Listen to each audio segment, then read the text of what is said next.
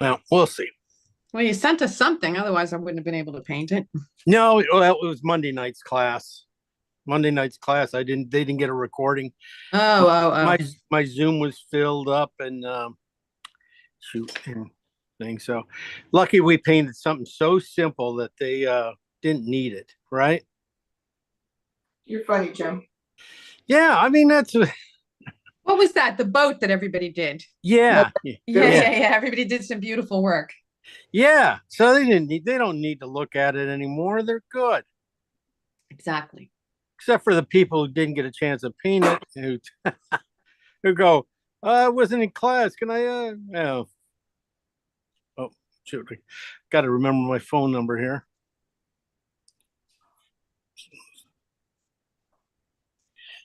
All right. All right. Sorry, just had to get that ready. So nice, easy one today. Last week, hey, Kim, I loved what you did for not being in class. You did a great job. You know, nice work, really. Uh, and you too, Cindy, fabulous. Thank you. You worked hard on that thing. Yeah. And that was an easy one. You know, I don't remember when you did it, but you did the some horses pulling a wagon, which was maybe one of your Thursday longer things. And you showed, as you did on that video, to like take the horse and make it a box and cut it in half. Right. And I had completely forgotten about that until you did it again on that video. And I thought, yes, that is the way to do this. I must remember now. I've seen it twice. I must remember.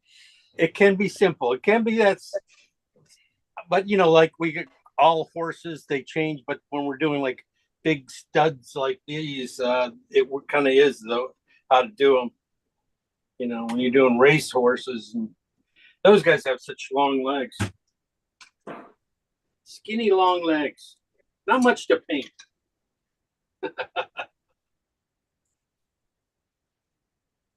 So, are you liking London?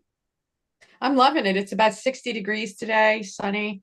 Yeah. Um, yeah. So, where about are you? I'm in central London, Central London, huh? Near Mayfair? very close to Mayfair, very Yeah. close to Sloane Square, very close to Buckingham Palace, sort of in there. Oh, yeah. Nice. Wow. It, it is. It's nice. I bet. I bet. Very small, but Oh, I'm sure it's small. But then you got your country house, right? Probably out in the no, country. Not yet. no, no, no, no, no more. No, No, this is it. this is it. Yeah.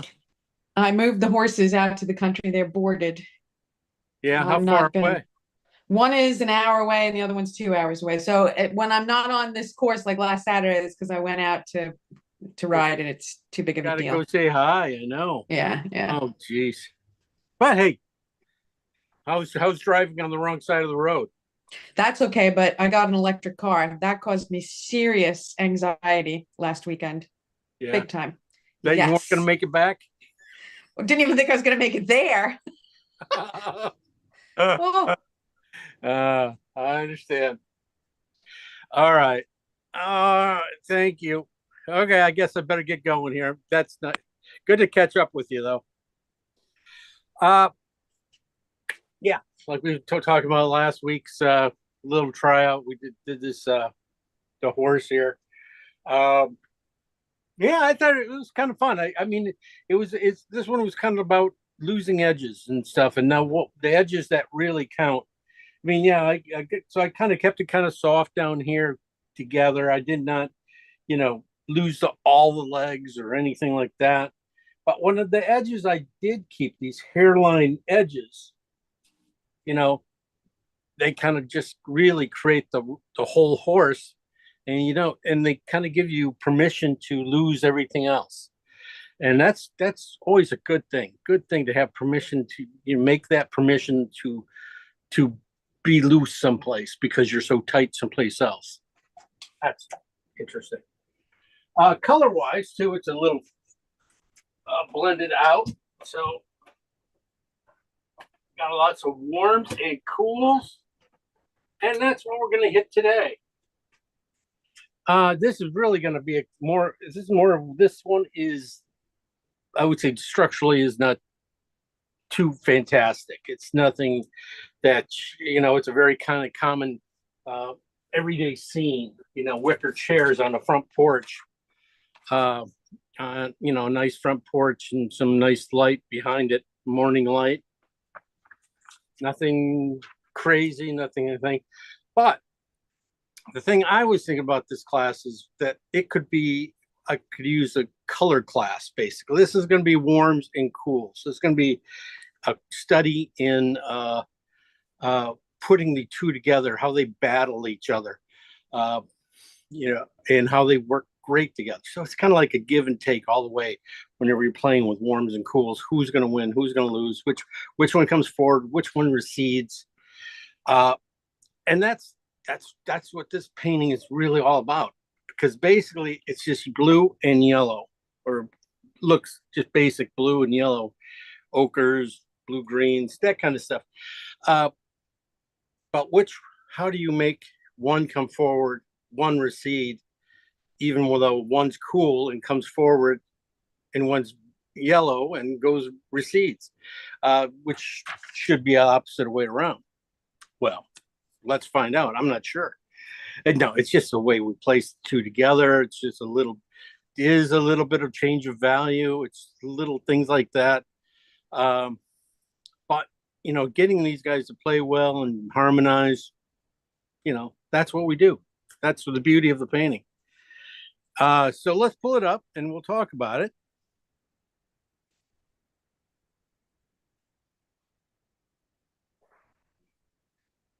Okay. All right, here we are in just black and white. This tells you everything. You look at that White House and it is a gray. It is probably right around I looked at this and it is really pretty close to a 7. These values here, they're 7s.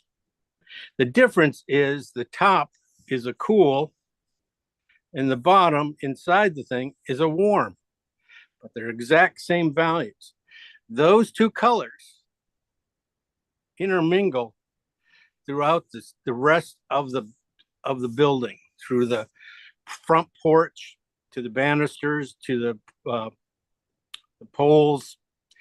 They mix together and come forward, recede, come forward, recede, and it's just like it gets a little crazy. And that's like at the end when we need to make adjustments. That's where you'll really probably see how what I'm talking about come through. Background's nothing very much, just a bunch of crazy trees back in here. Warms, oranges, but as you can tell, again, like I was saying, that these values are very tight. They're mostly 7s, little shadow areas, just about it goes 8. Yeah, you got some dark areas down below and some windows, but those guys are still, those guys are 8s and 9s values and stuff. But we're not going to have to worry about those guys pretty much. We're going to be really concentrating more on making the beauty of this painting come through the cools and the warms. That'll happen at when we dive into the palette mixing and things. So again, warms, cools.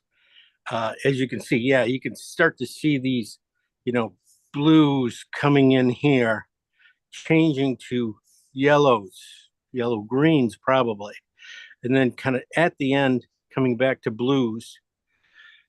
And you can see it right up here almost too. So we'll be having fun tackling that, and then making these guys, these wicker chairs, probably a hair more interesting. We could make them for a giant. I was thinking, because I think they're just this balustrade here going across here is short. this is like an old house, and so it's really, really kind of they get it pretty low, and which is fine. But I would say we could bring these guys up probably a quarter, not up about there.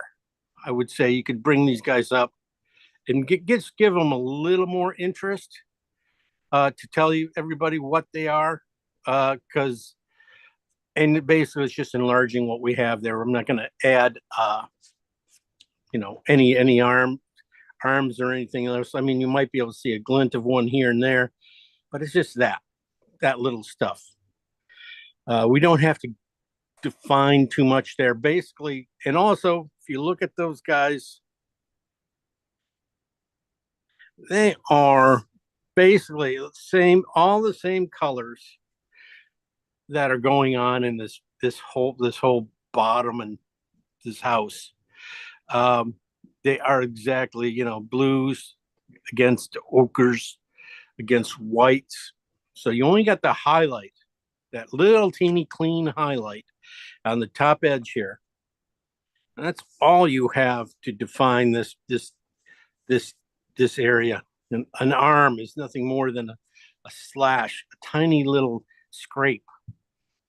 And that's, that can be beautiful. I mean, if you have everything else going together, I mean, you have these, you see where the warms are coming down, maybe more verticals. You're going to get the cools showing up, and then you get the mix of both of them together a little bit. It's, that's kind of fun. Little tough things are these holes going through here. They don't have to be this ornate, and the way I paint, those are nothing but a bristle brush mark, just pushing a bristle brush into those little areas. So when I draw it out, if I have a bristle brush, I know which size I want. Basically, I took a photo of, this thing as pretty squared on. So really the perspective, there's a slight perspective here, going back that way, that way. But it's not much. And so a lot of times if it's not much like that, you don't have to pay too much attention to it. Are you going to paint it No, that way or straight across? I'm going to paint it straight across for you guys. Yeah. I think it doesn't need that. I mean, there's not enough there to worry about. And I wanted to show you guys another little trick on how to square things up. And if you look out plein air painting or something like that. So that's what I was going to go with that. Also, the basic colors, again, if we go back here, even if you look at it, greens are pretty much the same on the side. Values are really close. You got some really dark ones, but then you got the light ones, and the light ones are very close to each other, except for a change of warmth. You got some orange ones, orange pieces up here, and then the grass, of course, a little more lime green in it. But you also have a little bit of that playing up here. Both these guys can almost be painted the same color, maybe just a touch of this color in them, and you have, the back, those guys done. The hydrangea, I didn't even talk about, because hydrangeas, they're just going to be there to basically stop anything that's going through. You got a lot of lines, these two lines going through here. This little hydrangea can, definitely can be blown up a little bit. Be nice, little, breaking up this area, breaking up this a little bit might be nice. Because we do have some straight things going across here. If you didn't have little things like that, or if you didn't have the flowers in, this area could go a little fast. Little teeny marked grays and windows, things like that on the edge there. kind of help it. I usually don't like putting things in the corners like this, but this is going to be kind of grayed out, and I'm trying not to make too much out of it. So defining, you're gonna find like all the windows. These windows in here, pretty much values are gonna be all the same. Values are same, temperature might not be. It looks like this temperature down here on anything on the lower half, the lower part here of the porch, gonna have more of a warm tone to it. So everything up here is gonna be a little more alizarin, phthalo green mixes. Yeah. So those guys are gonna go in there. That's about it though. I think it's gonna be nice change of going back and forth, trying to get cools into warms and trying to get warms into cools. You'll see a little bit of areas underneath the windows where you got a little bit reflective warmth, probably come from the roof here. So you are gonna get some yellows. So, and then you got these really beautiful little scrapes of highlights on the sides here and little places. So, little bit of knife work goes a long way. So that's why we're always, you got to practice your knife. You got to be able to be confident with it to put it down and make these marks, because sometimes your knife is the best mark for a straight line like this. Also, show you a few other ways to go, but a knife is always really, the first place I'll look. Okay. Jim, what does the roof of this house actually look like? The Do you roof, have?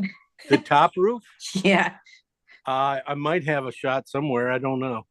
because I was thinking I might do this in portrait and only do like where the chairs are to the right and go up and put a little sky in or something.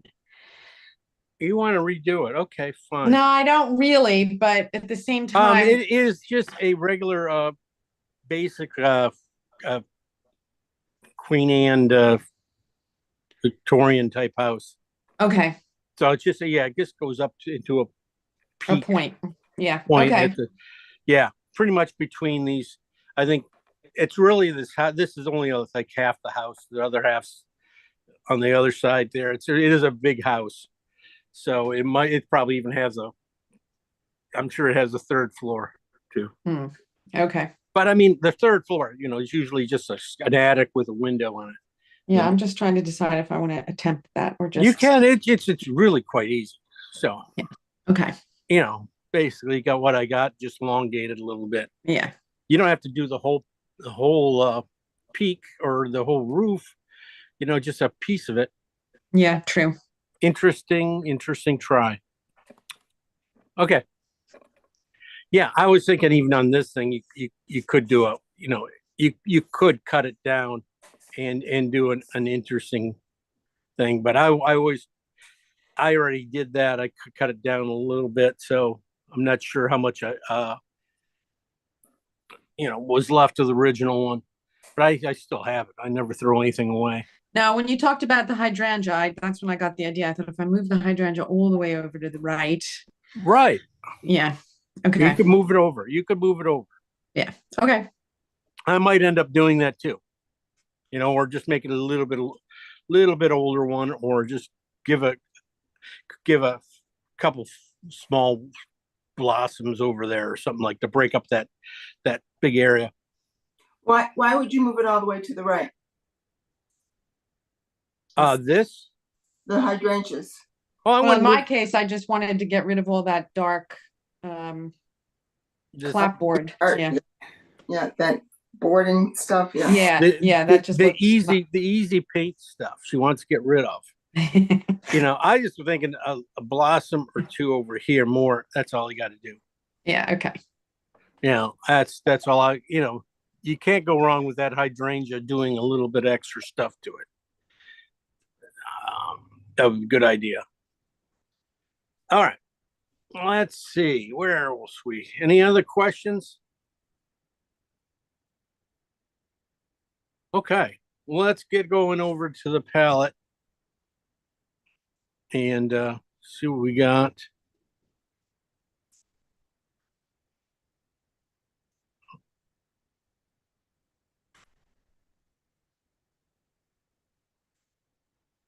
Okay.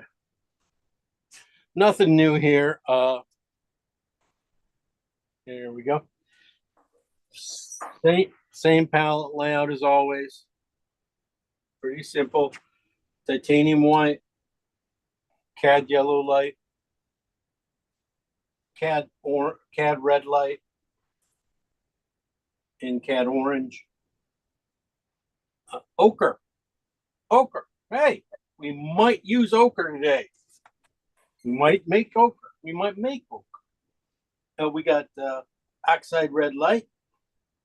We have alizarin crimson, cobalt blue hue,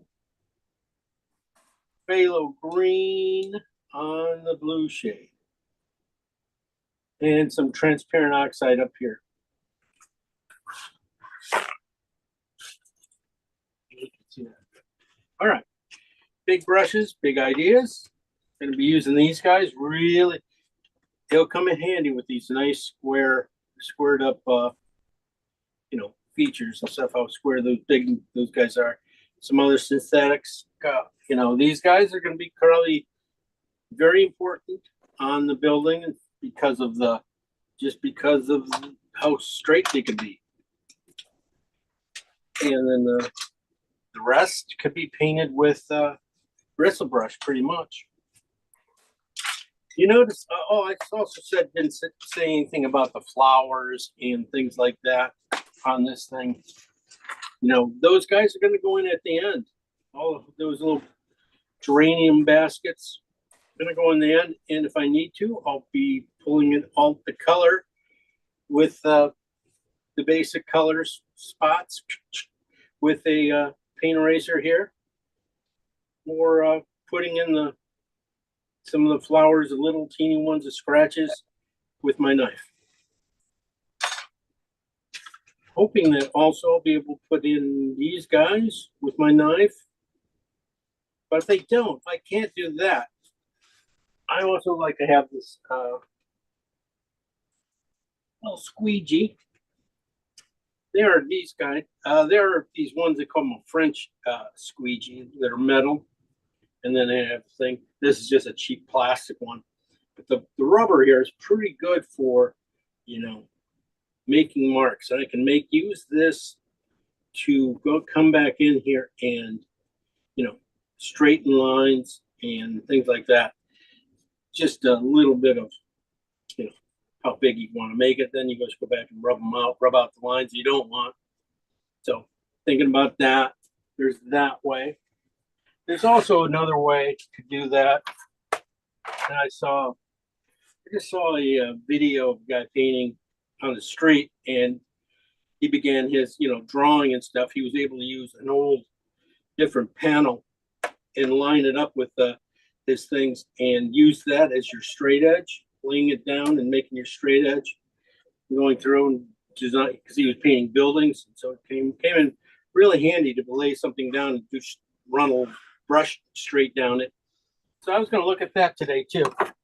So I thought that was it's one of those things when you're painting, especially plein air or something like that, to looking for a make something has to be straight, and you don't have a ruler, you don't have anything, you're out of sorts. You always probably have a panel on hand, an extra panel. So anyway, let me pull this back up.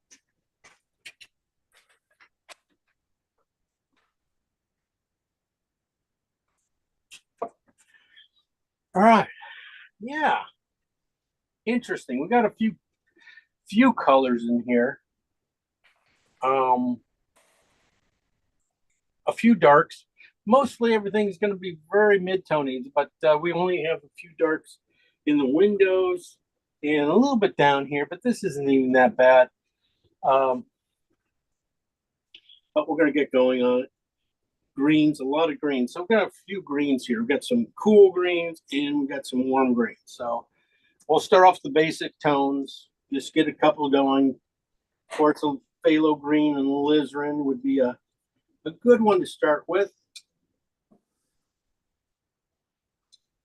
Definitely one on the alizarin side and one on the green side. I think these colors, two colors, when I take them to the right value, I'm going to get all the whites. Get the whites out of these two colors. You know, I'm going to add enough white. That's what I'm thinking. I could be wrong. Okay. So one green down. So just alizarin, phthalo greens, alizarin side, phthalo green side. Other greens. We need some warm ones, right? So let's start with we're going to just go down the line here and do a few. These are going to be kind of smaller piles, probably. I just go oxide red and phthalo green.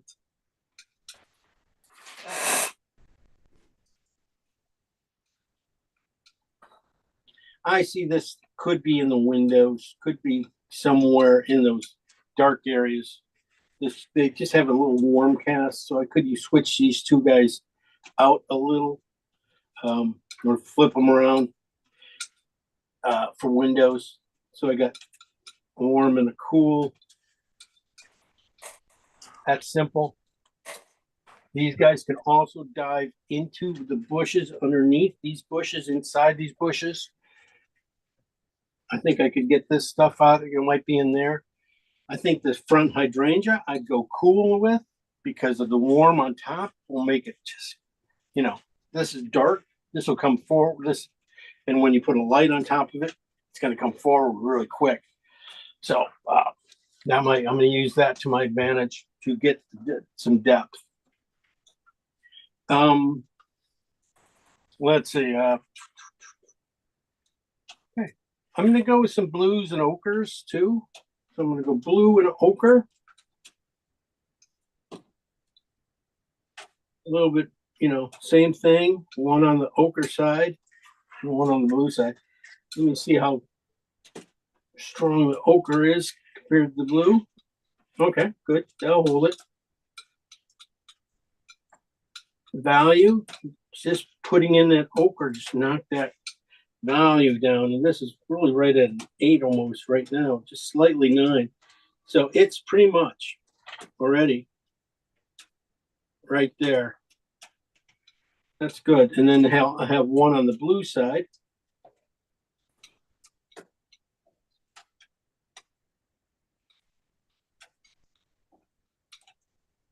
Maybe I was thinking in this blue here, this one here, going back in here, you know, for the main thing, playing a little bit up here. Oh, not bad there. But then this color here, really being closer to us because it's warmer, might come closer against being just slightly lighter against some darks, might come forward a little bit. Okay, I'm gonna need a couple more greens. We're gonna do lots of greens today. Oxide, transparent oxide, and just a little bit of phthalo green. As you can tell, that was too much, but there we go.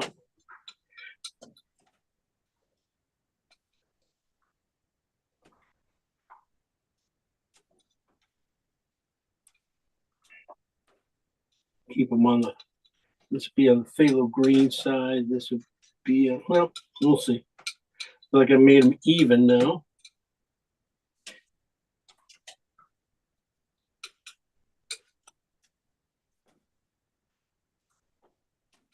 All right. So those are that. And then we're just going to do some blue and orange. Slight bit of blue and mostly orange.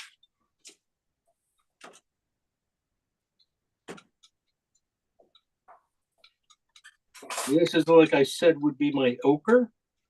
I could have done this as phthalo green too, but just trying to push, you know, try some of these, try other colors. But I think I can get I can get some of that, and then the rest I can get there. Yeah, these guys lightened up a little bit, would be great there. All right. So those are pretty much it. Yeah, we still got, can mix the reds and stuff like that for the flowers, but not really worried about that. Rather keep going on these things. Any other colors? No, I'm going to go with these. So I'm going to split these piles. I'm just going to add a little bit of white. Let's go to, I want to get them, some colors I need to get to 7. Some I don't need to move very far right away. These guys have to go a few different places.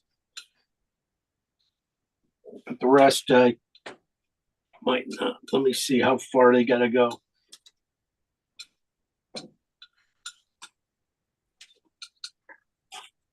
So I'm talking about 7s because I'm thinking about these guys right here for my windows as my darkest darks. Windows underneath some of these tree bushes, the hydrangea and a couple of bushes up in the sky, up in the trees areas, and then these guys coming in underneath, on top of them stuff. So I need a value here, pretty close. I need a couple values of the phthalo green and alizarin. One at probably about 8 or 9. So just a little bit of white. I'm going to keep it there.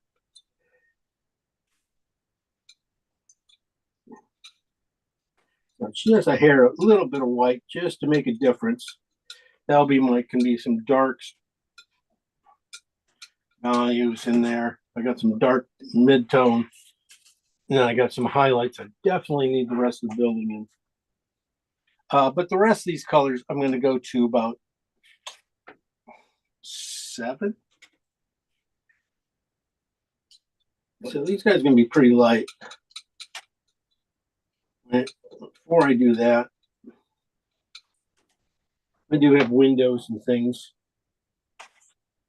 Yeah. So before I just fly down to that, let's keep these guys dark too. Okay, we're going to just make a row of 8s first, and then I'm going to take these guys way up to where they really need to be, because I'm getting them. I didn't think I'd kind of forgot about a few green things here and some of these browns. So I'm just going to take these guys just to about 8s first, and then I'm going to I'll just do 8s, and then I'll just take them up value-wise to what I need.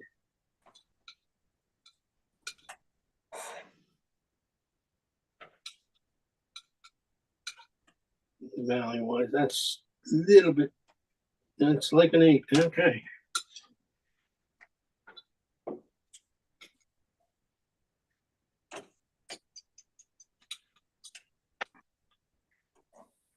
Okay, I'll probably take these guys too and hit them with just some yellow here and there. Some of these greens, definitely some brighter greens.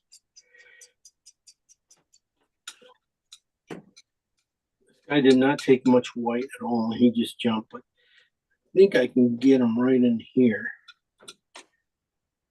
But I'm thinking that these two colors are going to end up being probably too close together. Oh, that's okay. A little rich. Okay, did stay on that did stay on the transparent oxide side, so I'm gonna take and add just a hair of green to this other side. And I think I got the roof color.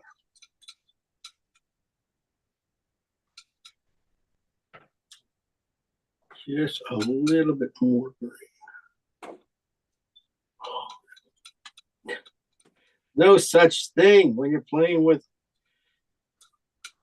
just a little more green. It is not little. All right, I'm gonna leave it there because I screwed that one up pretty good. And probably don't have enough paint up there to even make the change. So this is cat orange and no, this is ochre and blue. Ochre and blue. I did not do cat orange and blue. I said thought I said that I was going to do that. I tell you.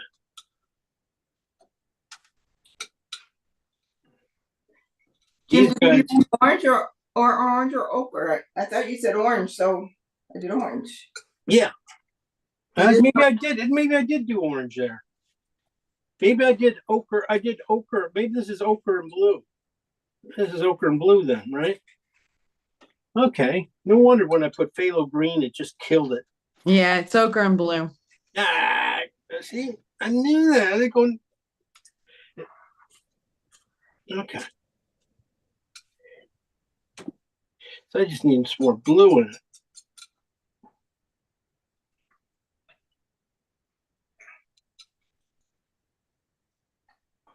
Thank you.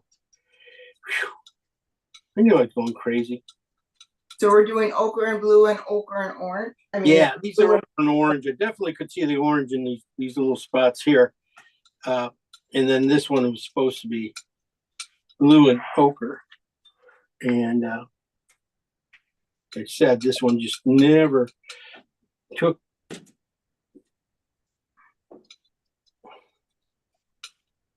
You know, that's blue and ochre. Right here, these are ochre and blue. Doggone it. This is blue and phthalo green and oxide red. Oxide green. Doggone it. Boy, one of those days.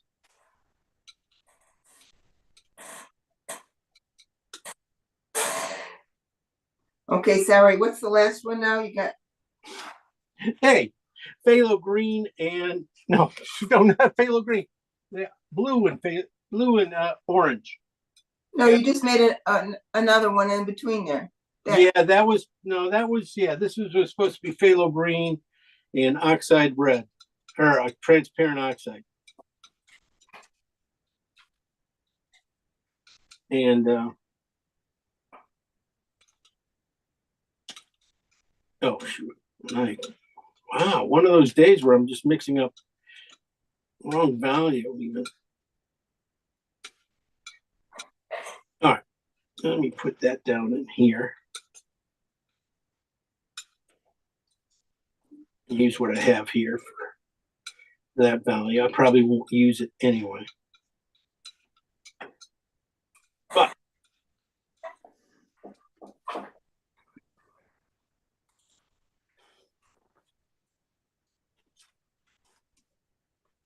this is blue and ochre. This is phthalo green and transparent oxide red. And then this is cat orange and blue.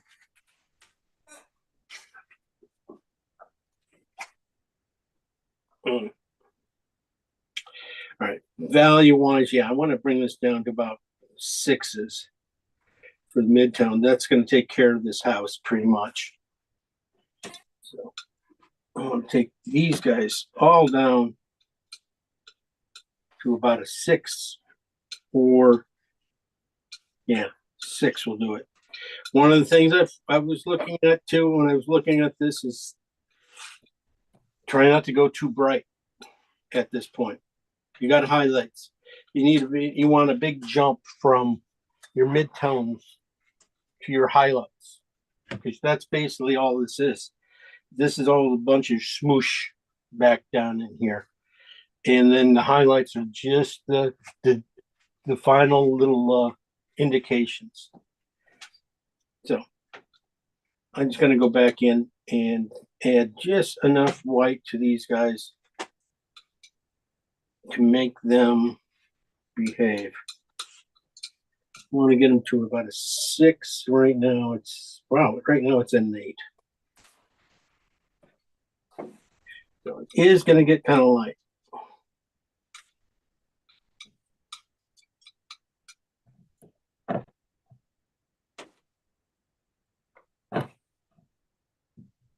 Just a little more white.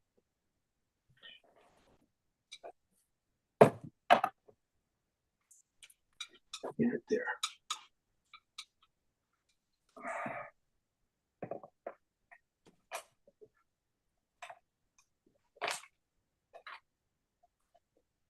There we go. See if that's too far. Look, no, that's a 5 now. All right. Okay.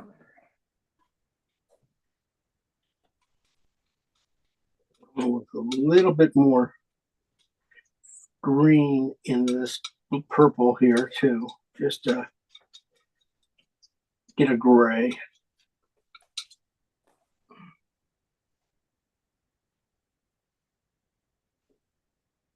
As you can see what I'm doing here, I'm measuring, putting this up against my square, squinting my eyes. So it is pretty close to a 6. That's a 6, so that means that one is light.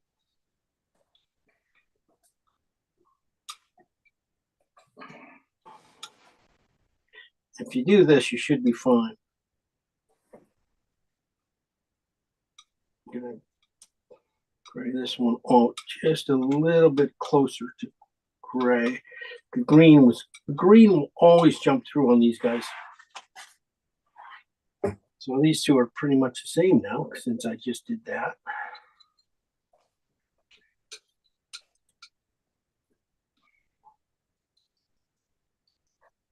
So what I'm doing is just changing this one. I need a kind of like on the cooler side of these two colors. I need that. Oh wow, you putting a lot of White in it? Yeah, I did I put a bunch of red into it. Oh, red? Yeah. Yeah, I went back in and I put some alizarin in because it was just too close to the green, to the gray. Because this was gray. These two, it was this color almost. So I just needed to get Yours is a lot bluer than mine too. Should I put more? Yeah, it's alizarin. If you need the blue, you're playing with a phthalo green and alizarin. If you need it more on the blue side, it's alizarin you put in. That'll take you to the cooler side, which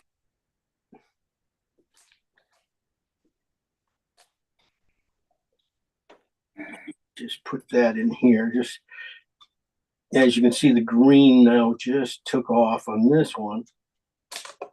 I want to gray that out, so it's going to jump in the painting. And so if I can just head it off here on the palette, just by graying it out a little bit more, it's there. It's still green compared to that, but they're closer, and these guys will play a lot better together. Okay. That's hard. Yeah, it's a lot. But now I should be able to get the rest of these colors to behave. You're going to find this, maybe one of these seafoam greens like this, coming in here and finding a place in there too. That might be a little strong.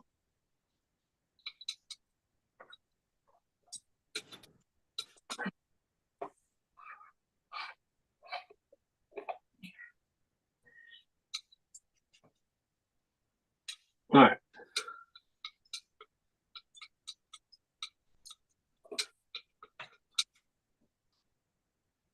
Still, that's even read that reads green, but that's a lot better. Just that enough white, enough red in there to gray it out. Now this one is that can be. That feels pretty good. That is the blue and ochre. So you see, it just doesn't have quite the zing. It's kind of they're kind of more flat colors. This is the ochre and side one. I'm going to push the ochre, start pushing the ochre because I don't need that color anymore in here that much. I can push the ochre side of it, maybe even up there too a little bit. I have a lot of greens that are like this next to it even. So I push the ochre side. I might be able to start, get some of this building going. There we go. Let's see, you can start to get that in there. Still, I go on a little bit more ochre. And value-wise, even though I'm shoving ochre in here, it's right there. So it's a high key enough value already. Sorry, Jim, which one was that? Blue and ochre. The blue and ochre one, yeah. That's Blue what and I thought. ochre. This is on the blue side. This is on the ochre side. Ochre side, yeah. Okay, thanks. Yeah.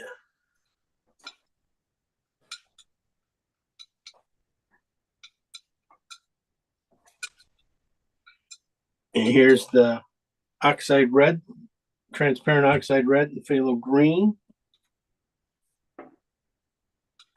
And this is going to be kind of an ochre, brown, warm ochre. On the brown side, just going to steal a little bit, just a little bit of a flat color. I'm going to put a little more transparent oxide in this just to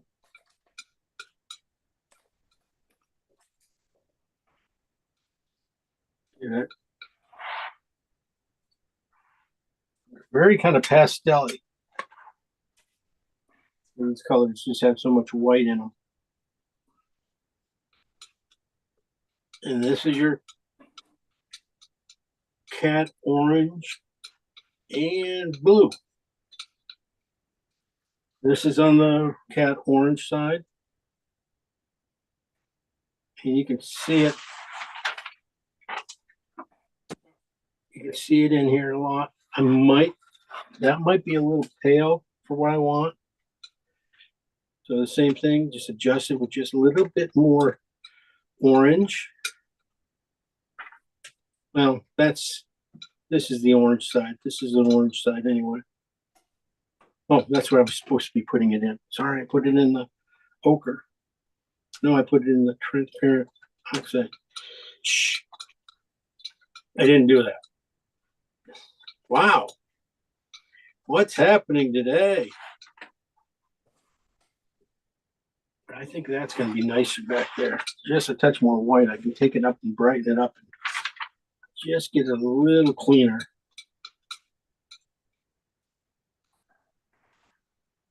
In there.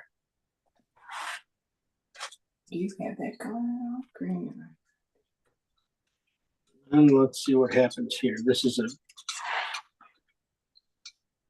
kind of like a lot of that stuff up there. Just not. If this might be nice highlight color for a few boards type things, maybe.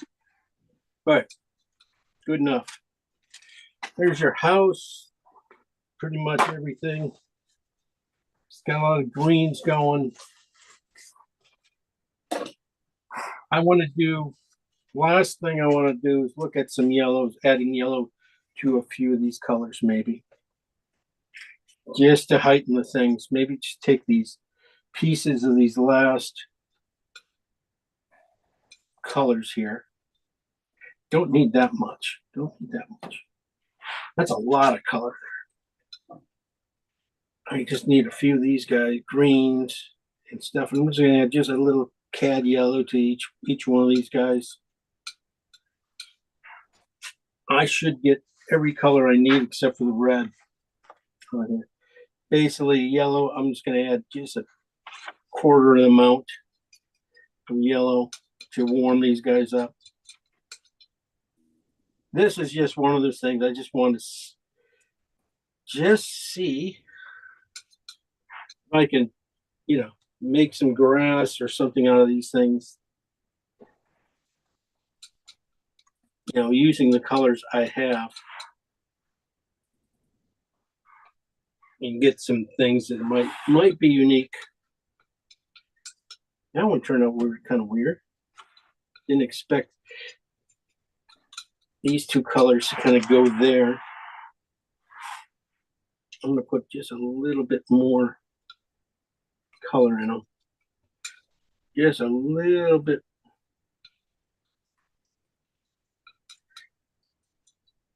Too unusable. Now I can use them down there. And this one, the same thing. Shouldn't take as much.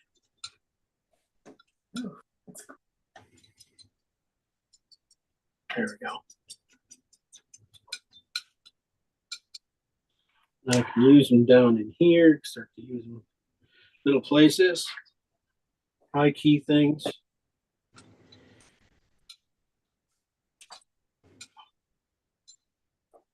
You're going to find probably a little bit of this even in the hydrangeas.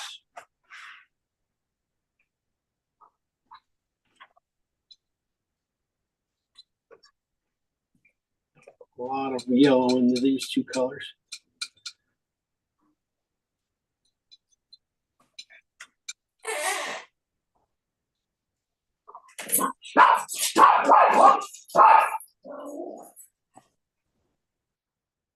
And up there, maybe that tells me a few things of where they can go, maybe. Oh, white. Somebody's got to pay it. Watch me today.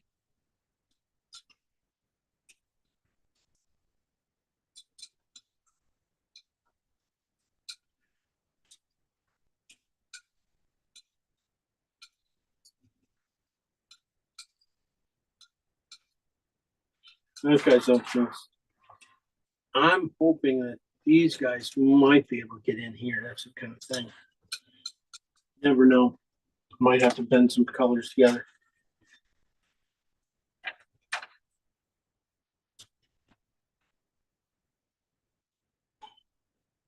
We will see. Definitely going to need a few just regular highlight colors at the end. Little things, basically yellows, pinks. So it's just a little cad yellow and white. From just those highlights. Two yellow there, but it might be on the side of these buildings. Might add just a touch more yellow to it, so it's not quite so white. And then the pinks in these highlights in the chairs. Definitely I'll go with try some cad. Funny how cad red, such a hot color. You put white in it, it just kind of just settles down so far. That's too strong, but I think if I need more white, I'm probably closer with this or some of those guys. I'm still a little too dark.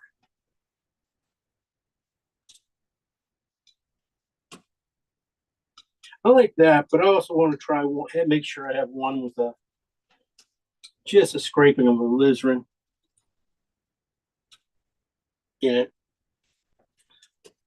And sometimes you might need a cool, that be warm.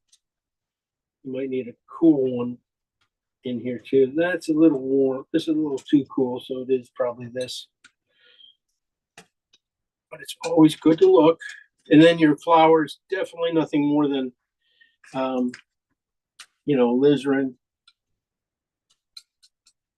Just a touch of cad orange, red, and white. Just a hair white. To have right there. Nothing too much. A little bit more red, cad red. Red side. here and there. I mean, just having one on each side. One on the cooler side, one whoop, on the redder. Okay, that's your alizarin. And this your cat.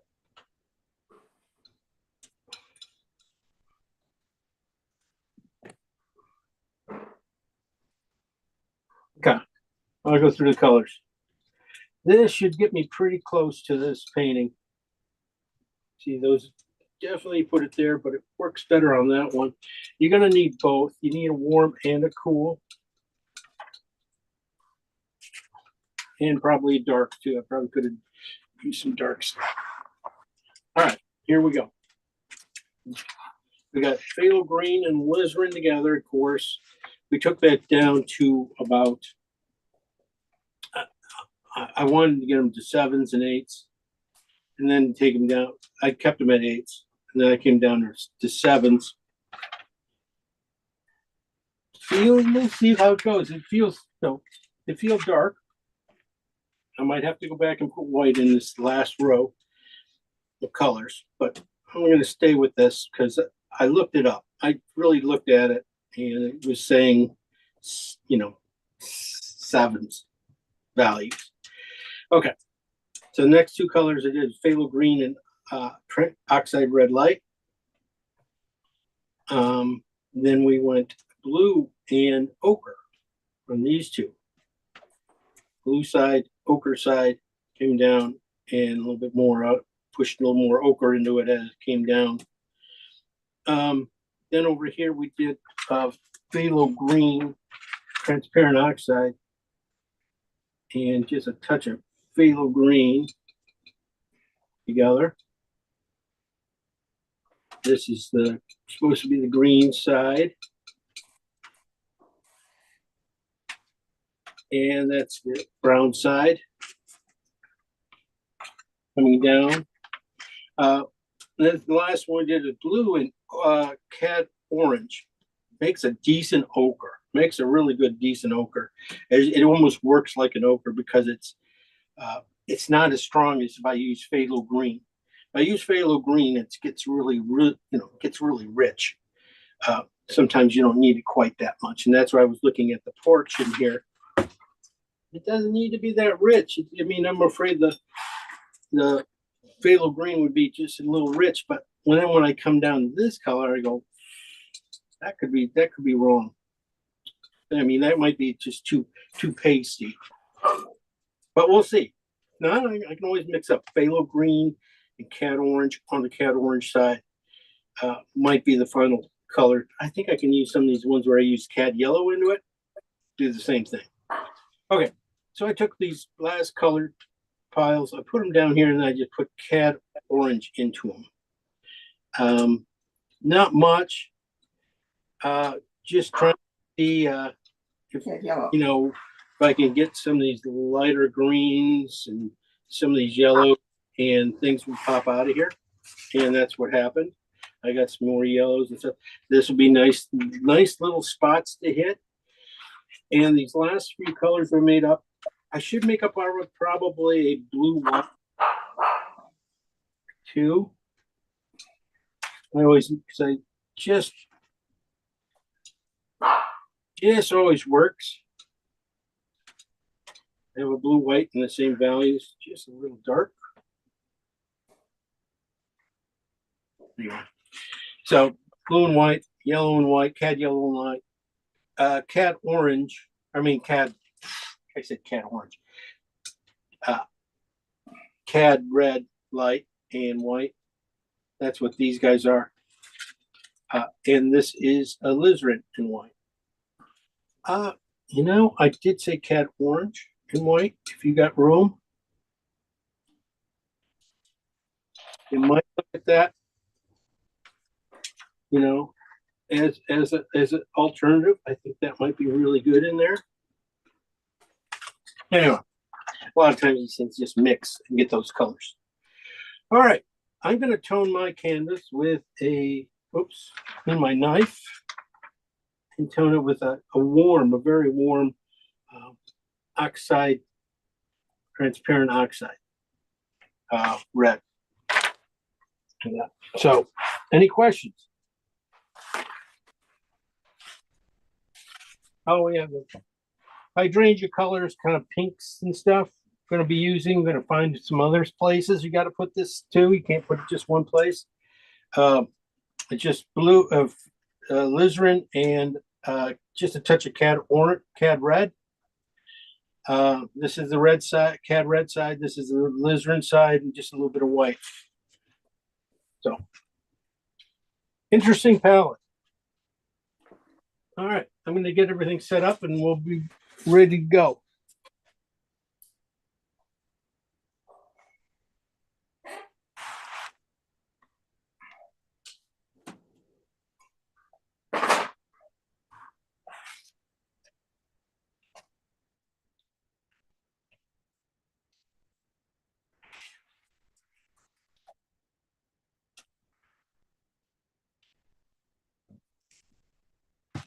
I'm going to bring it in as close as I can. This is I'm not doing a huge painting. So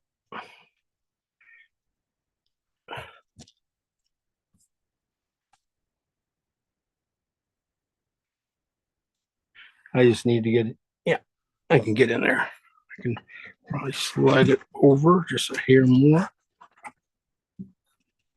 I can't. Right about there. That's it.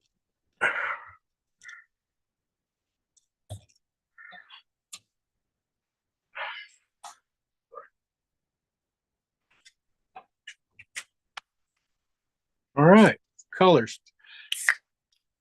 Let's try a few of these tricks out, see how we do drawing it in.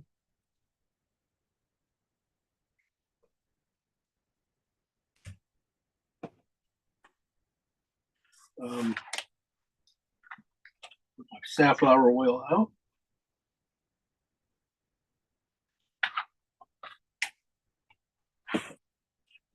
Just tone it. Just going to put a light tone into it of oxide red, just a transparent oxide red or a burnt sienna.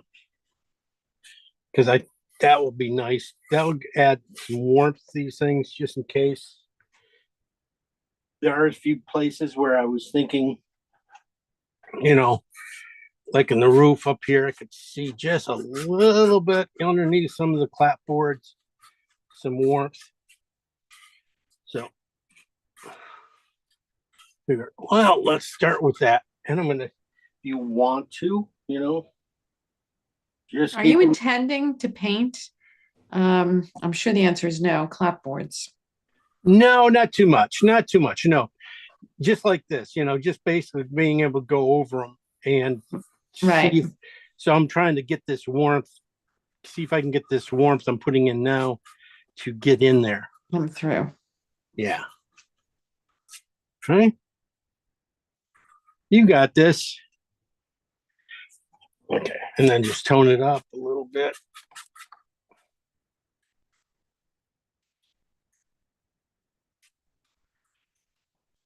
Rub it in.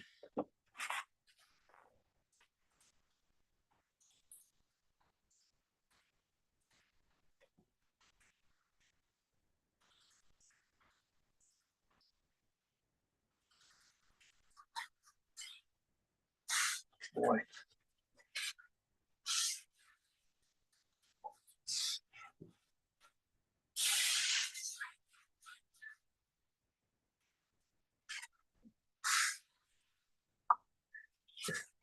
Oil off there. Okay.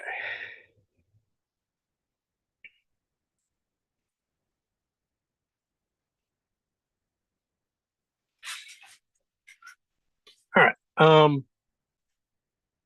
Again, I'm going to go with start laying it in about where I need to.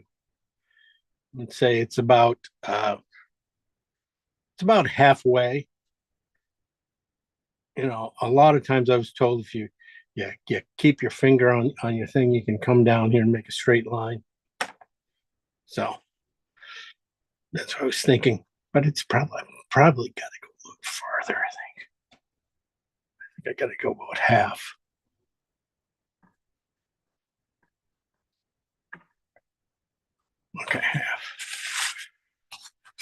right in there.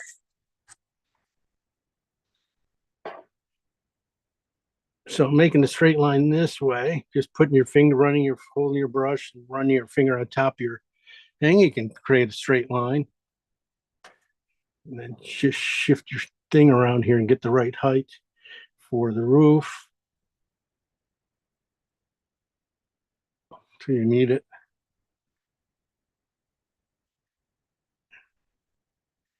This comes out way out here. Comes out to about 1/3 of this thing. This area here, about 1/3 of it.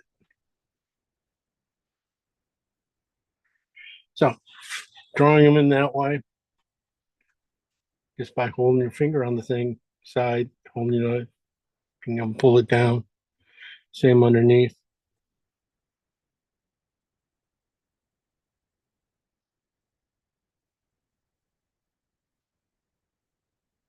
Oh.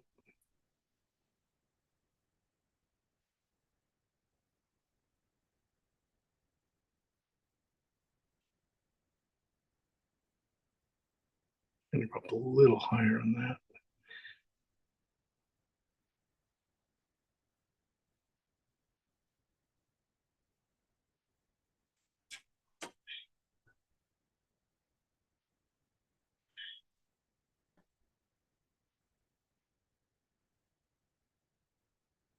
See, I don't want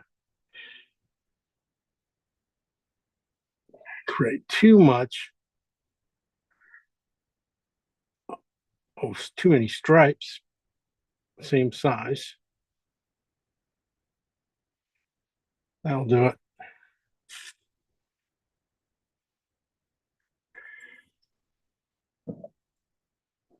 So that was one way. I was going to show you the other way too. On my hands here, just a little bit of oil, paint.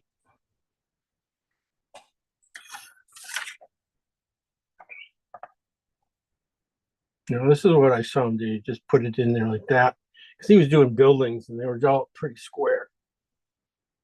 And then just using that as your line. I said, oh, that's pretty cool. Yeah. Because I always freehand everything. So, because I mean, you're out there painting like plein air. It's usually really, really tough to get a straight edge. So everything's loosey goosey. So if you do this, you can see pretty much all your lines. And like we said, I was trying to do down in here is just keep it pretty straight. We're going to take out most of the perspective. We don't have to worry about it. It's really so close. Just thinking of the top of this wall and the bottom line.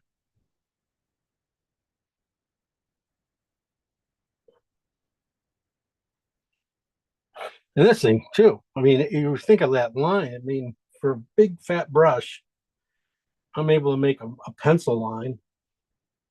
That's pretty good. That's really, hey, I can, should be way more precise than I am.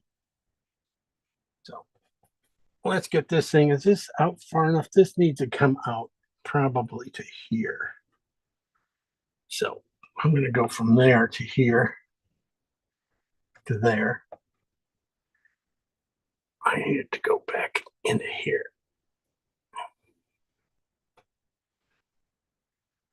Okay.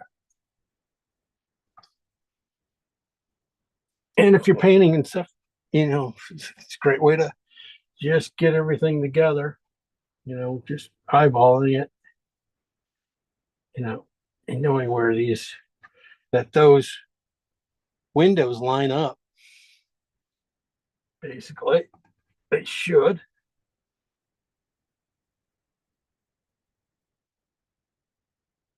And if you can also line it up like this, right up here to the top, line both sides up really good, you got a pretty straight line, at least perspective wise, going down. If I lay it next to it a little bit, be better.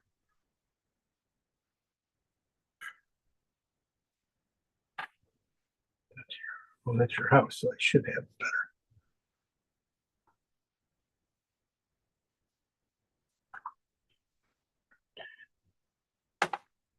Windows, just bring them in. You can start to see you got some shutters. A little tighter than that. Room for window. Get the width of the window. Shutter. End of shutter. So I'll restart over here.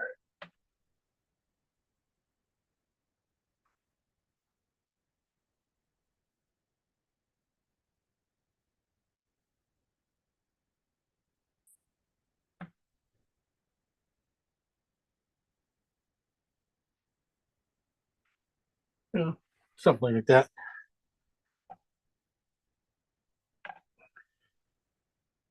Then when you have to ever have put those guys in, you know where they go.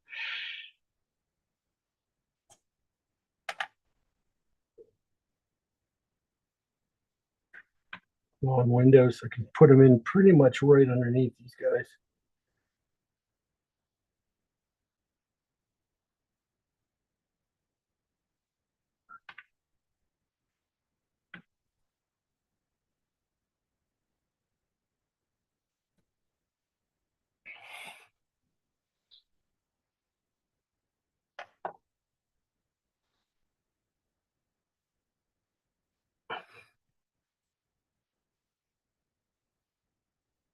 Interesting way, you know. I just thought I'd try it, and it seems like it works better than you know, holding like that.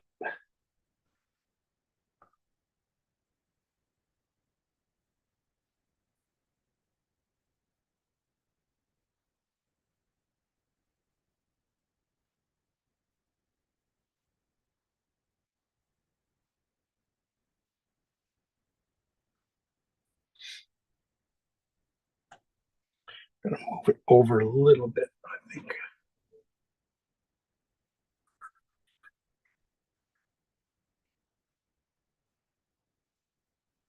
It has to be over far enough that I don't have to, you don't see a third one over here.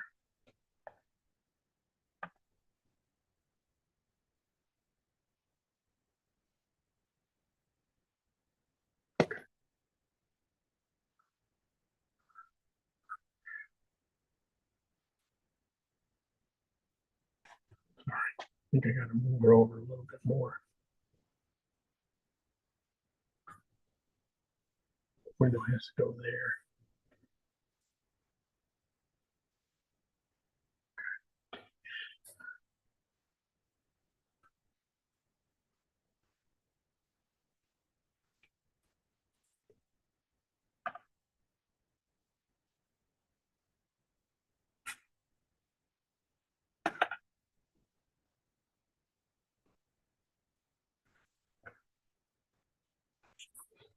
Hydrangea right in here. Come in a little bit. Just wipe out a few spots here.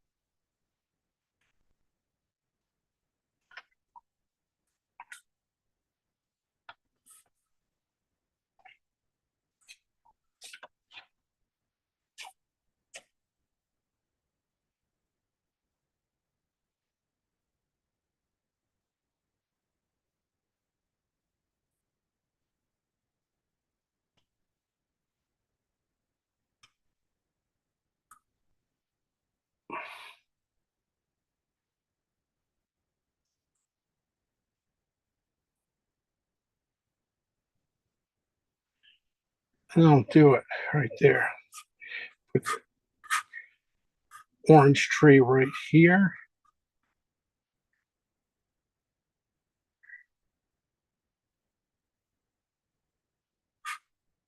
Little orange there, green tree there, little space to go through here. There, dark right there. Okay, that's the drawing so far. 1 second. I gotta Hell is the dogs in there? I forgot I put them out. What a day.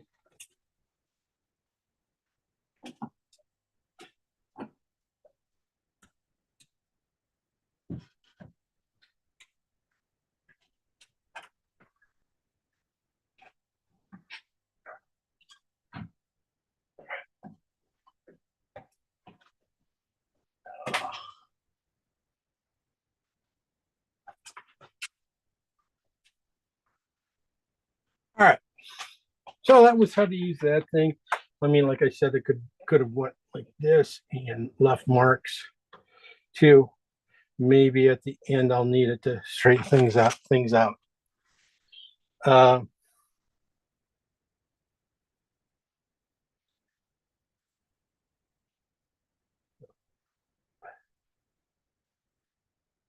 let's get going.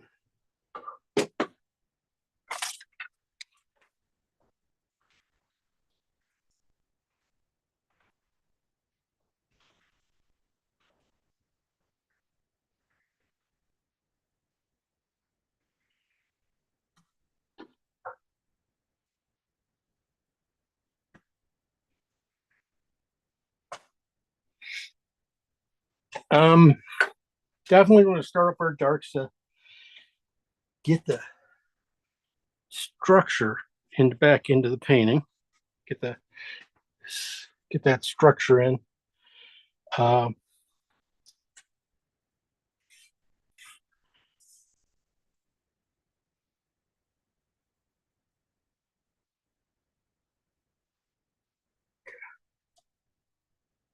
yeah, these guys, the window and the thing are pretty close together. Okay. Ah, I see where I did. Okay, I came this too far out. This one should have a ouch. There we go. Oh man.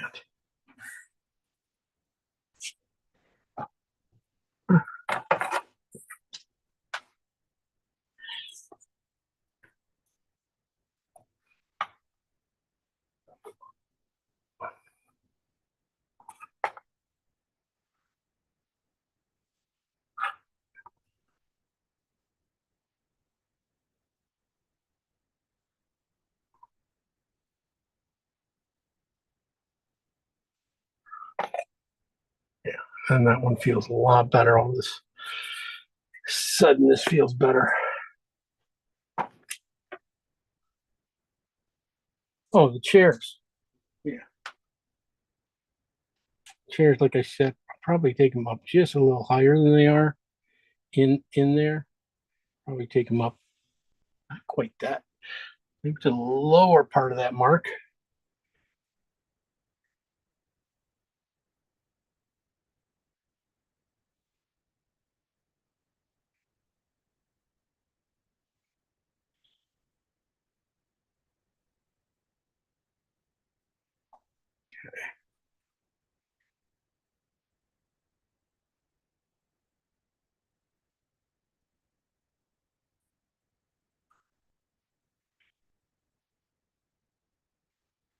These guys pretty much can be really close to the same height. Definitely want to break this window line there with this guy. Yeah, this guy. Respect this guy a little bit. There we go. I said I might move this guy back over now. Window two. Slightly over. Okay.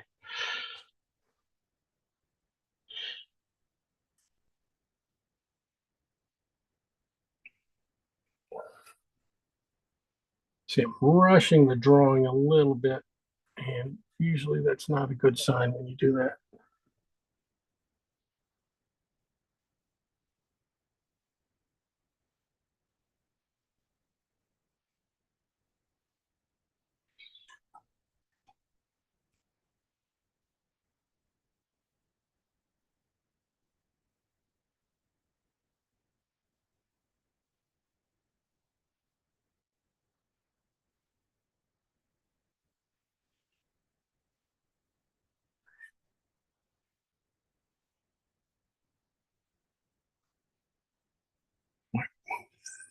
this one, the house back here.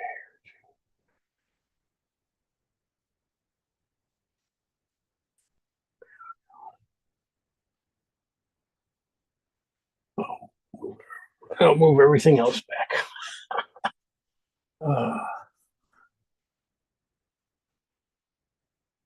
Hey, but it was seem like an easier way, and I know it's going to come in handy uh, to be able to draw those lines in on when I'm out painting again.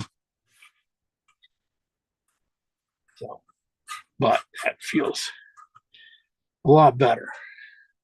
I mean, it looked fine before, but sometimes it's just those little teeny things. Okay, darks. Phthalo green and alizarin. This is on the green side. Definitely, I was going to start at the bottom here. Just get this, these areas here, in here done. Even in the middle of that hydrangea, getting a little bit of this green in here. You can see that that's pretty close to the right color. Even doing it that way.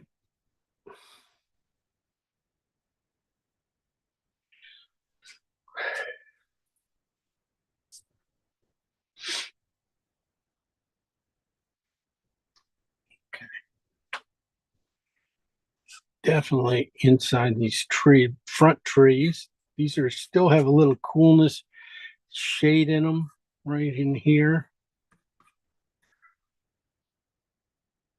In the back trees.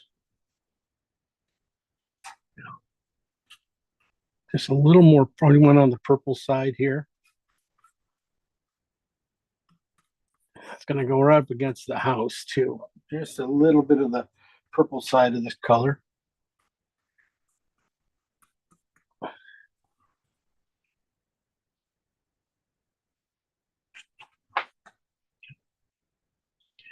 Put in some purple at the bottom here.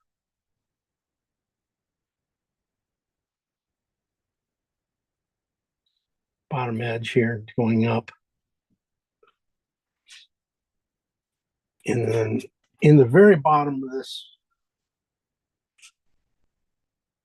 this tree, so it's mostly green, but when I switch colors to the phthalo green and alizarin side, I went back. It gets me back in here. This mostly into this tree here and up against the house, just to get that darkness in there. I can go pretty dark in there. Okay. Also, this is in the shadow on the roof. There's a little bit of a shadow right here.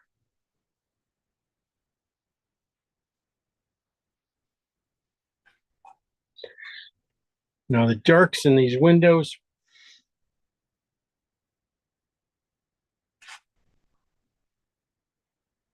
I'm thinking that I'd rather paint the windows one color, a value lighter, and then come back in and do the insides of the windows.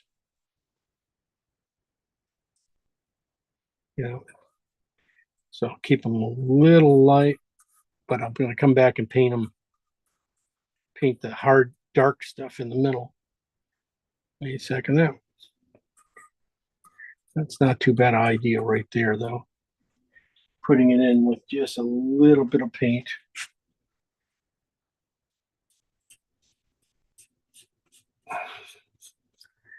To the right value already. I'm gonna have to slide everything back. They set a pretty much half spot. That's not too bad. I can get the window there. That's pretty good. And that's pretty good. Move this window over here. Perfect. Jim, is that still the same green tree color you're going around with? Yeah, I am. Okay. Just basically running my brush out. I don't have any, it's not very strong. It's mostly just a little bit of oil left in my brush. You know, that's what I used down in here.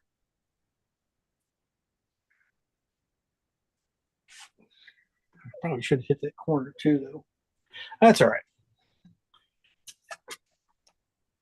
A lot of this, you know, that's, I'm hoping that, you know, this painting's gonna, you know, change some values and stuff. So there's gonna be a lot of adjustments that are gonna have to be made. We'll probably, you know, spend most of the time doing those in this painting. I'm not gonna worry about the green shutters now. Just getting the easy stuff out of the way. Basically, just getting the simpler areas done. I'm gonna go, since I got blues and blue grays. Wait, I'm gonna get the other greens. I guess I can work a little bit back in here. Keep going. Phthalo green and oxide red. This is on the red side. I can put that, I think, underneath in right by the porch. See how beautiful this brush is. Just creates does it all for you.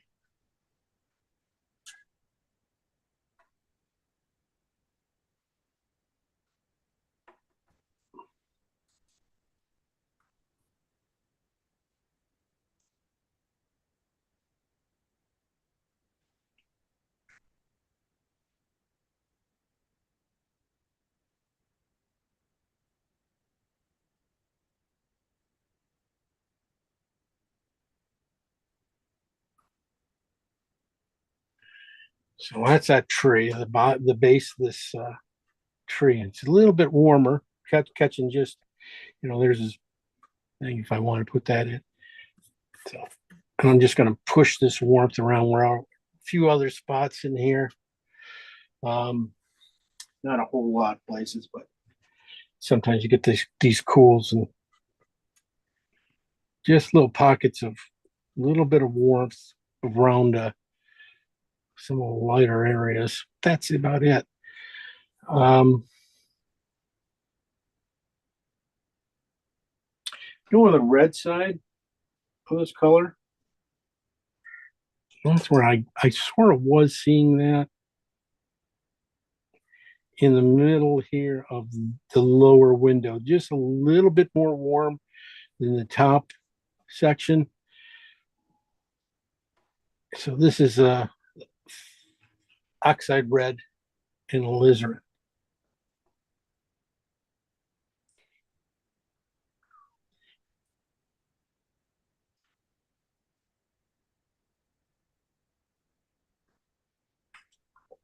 Back here too. I might as well do this one too. Is that ox Yeah. Oxide red and And- phthalo green. and green? Okay. Yeah. That's what's probably going to be these reflections in these windows up here, probably on the red side. These little chimneys from across the street, you know, in these windows right here. That's what you're going to see in this warmth at some point when we get there.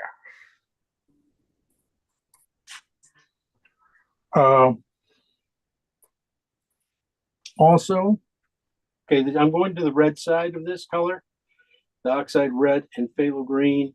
This is the red side. I am just going to put a light tone into the roof of this color. And well, I'm going to paint the other color over it with a bristle brush. And what I'm hoping, what is going to happen is I'm going to let this dark will show through underneath and should be able to come through and feel like what it's supposed to.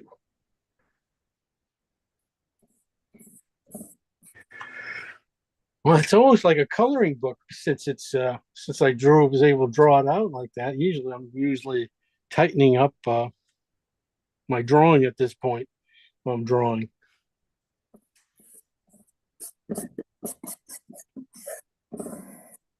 I might add just a touch more red to that color. No. I want to get some tone into this bottom tree just a little bit more in this one spot here. The red was not coming through quite as much.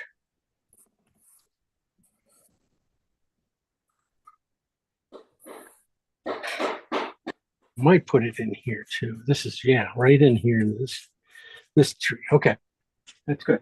Phthalo green, oxide red, and the oxide red side in these little areas in these where you can almost see through the tree. You can see there's just this little spots of red warmth, and I'm gonna catch in those.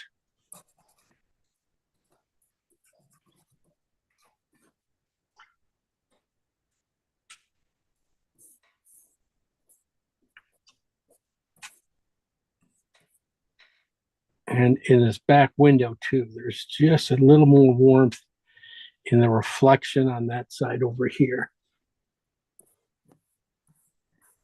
So I'll give you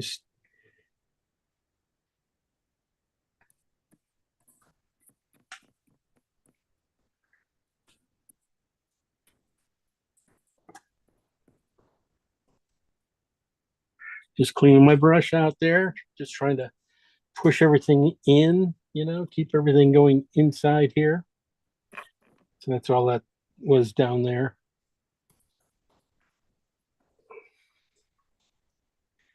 This color might be good for right above that thing too.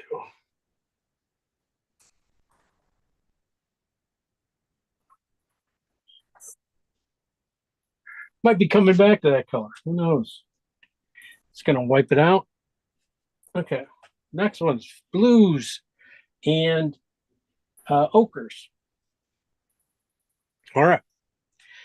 This might be a really, these are more, the ochre is more opaque of a color.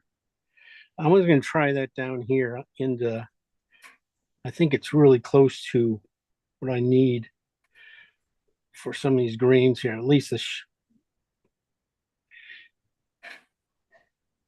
it's not doing me too much, but it's just a little more opaque.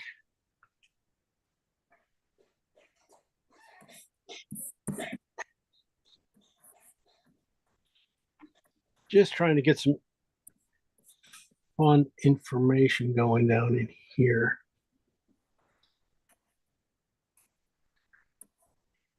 Don't really want to, I'm going to be putting in some, what I call it, hydrangea blooms in here anyway, but I just don't want too many lines, goofy lines in there, little marks. So I'm going to get rid of a few there and any lines I got there. I'll put one there and I'll put one there. That'll get me across the whole thing. And I got a few up here. But I did put that phthalo green. I want to do it in purple. That's what I wanted to do. Keep the middle of that hydrangea right in here. A little more on the purple side. Really hold that area down. All right. Still working on the underpainting.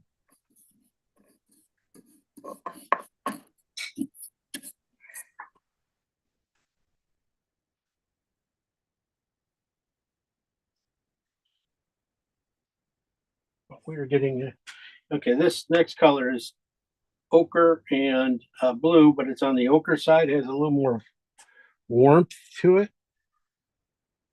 Definitely, I think I can get it. It's going to be right in this middle bush here. Mostly can go in there in the lower parts. It doesn't really do a whole lot yet. Just seeing it reach up a little bit more into the green areas.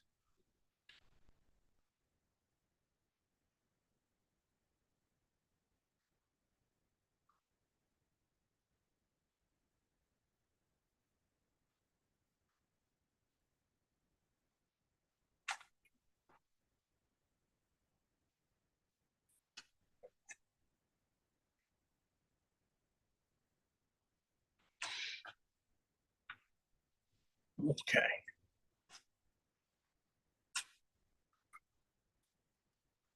Just gonna try and lose a little bit of this edge here, a little bit on that tree. I don't get this here too much.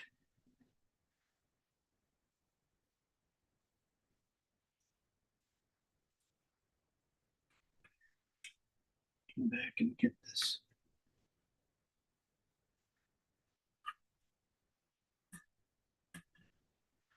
Okay.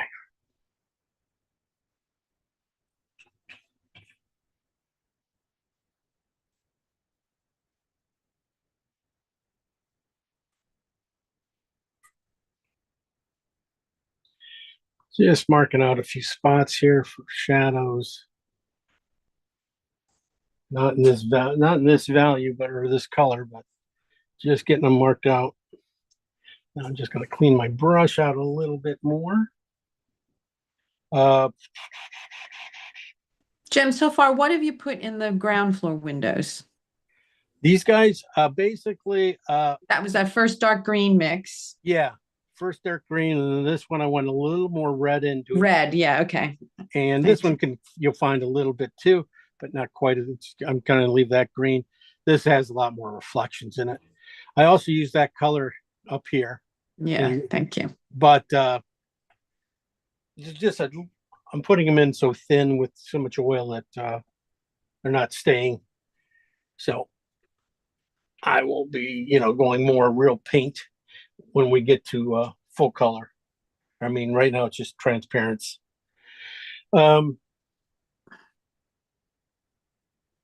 Okay, let's get a move on. Ochres. Here I am, phthalo green and transparent oxide. This has a lot of warmth in it, a lot of warmth. And that's what I was sort of seeing underneath a few of these hydrangea blooms and inside this thing where the light's just catching it, or on this side. But in the middle, I found it, that's where I'm going to keep it kind of that phthalo green and alizarin, that little bit of purplish tone to it.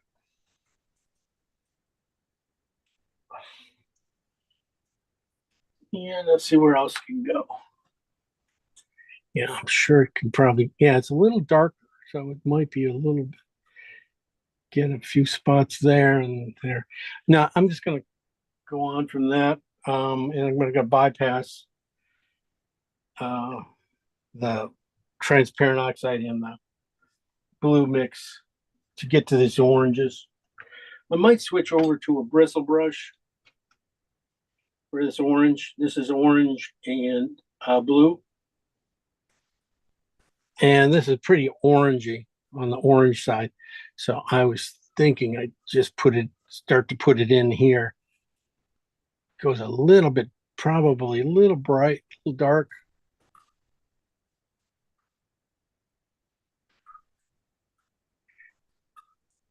I don't want to keep it a little bit simpler.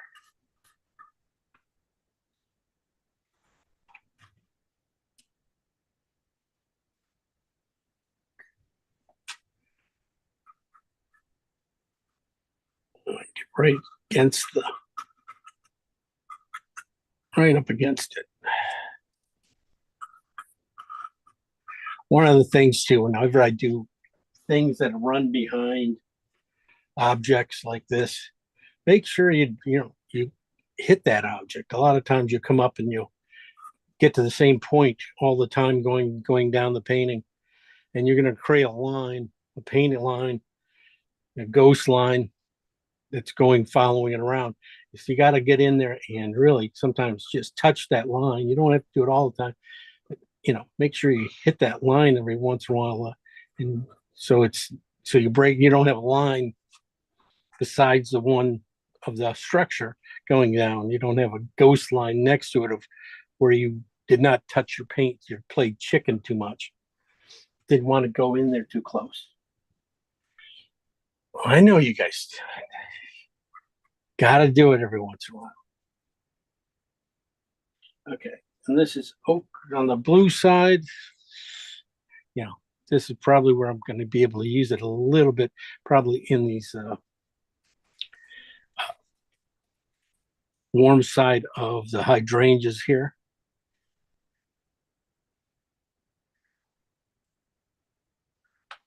This would be the shadow on some of them that catch the light here. That's about it. I mean, I'm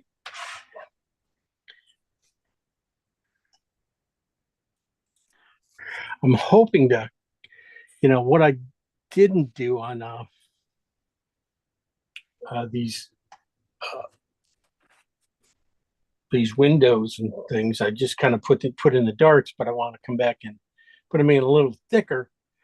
But I want to have a few things transparent. I want to be able to put in the curtains over this color. So if I put it in over a full blown, the same color with a little bit of white in it, instead of being transparent like it is, the two will mix too much. If I put a more opaque curtain over these spots and draw it down through there, the opaqueness will create all this, all the shadows, all of that things in between I need without, and just a different way than just going over paint that's already has that in it, already has white in it. Okay. Let's see. What do I got left to do? I'm kind of going to switch brushes here, go back to my big brush. Okay. I'm going to tone these areas down a little bit. I'm going to just use a little oil, just a touch of phthalo green and alizarin mix before I go to my colors. This is just mostly oil, just a little bit of tone color.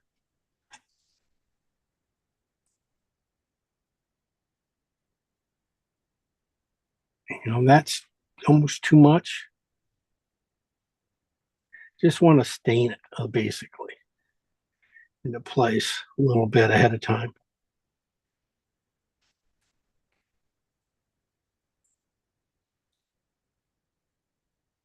I'm not using much oil. I mean, the oil I just really wiped out of my brush. So, What color is that, Jim? this is just phthalo green and alizarin on the phthalo green side.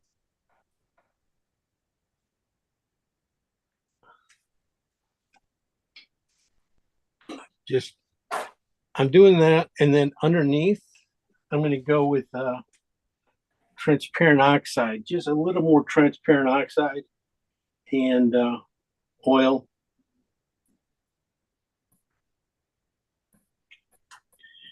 Into these white areas here.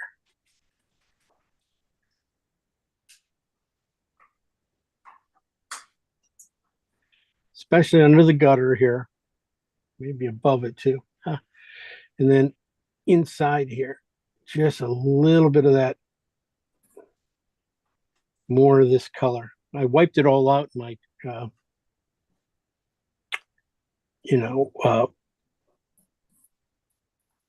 my drawing and stuff. So I just want to put some of it back.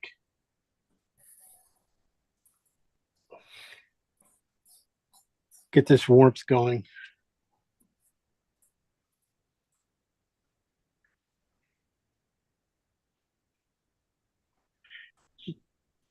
All right. So some of these colors aren't all by themselves.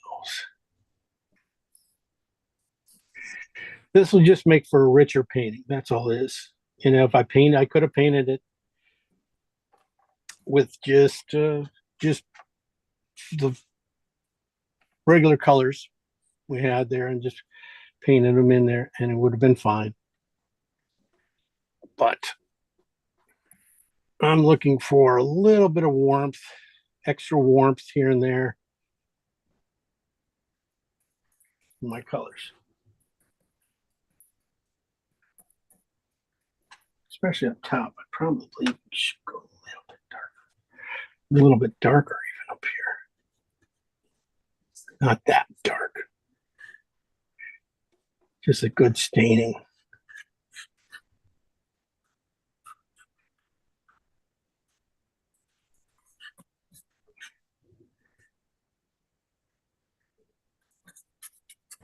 I'm trying to create some light for myself.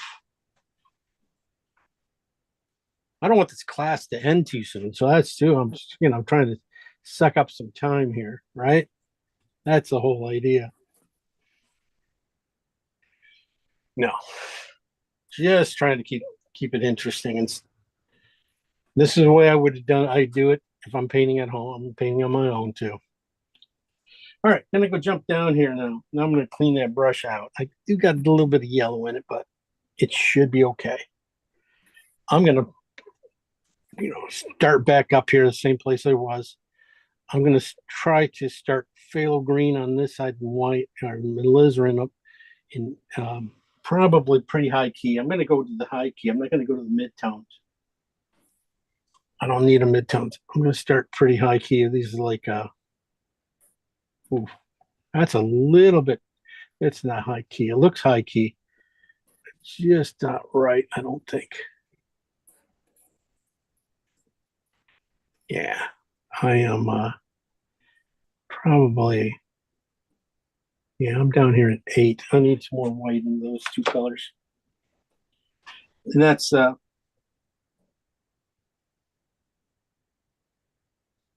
me take a piece of them. I don't.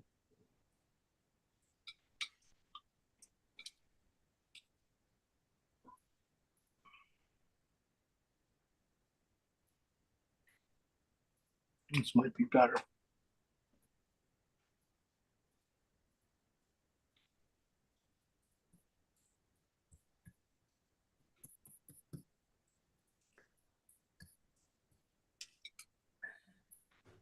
Try that again. Wipe it on my brush.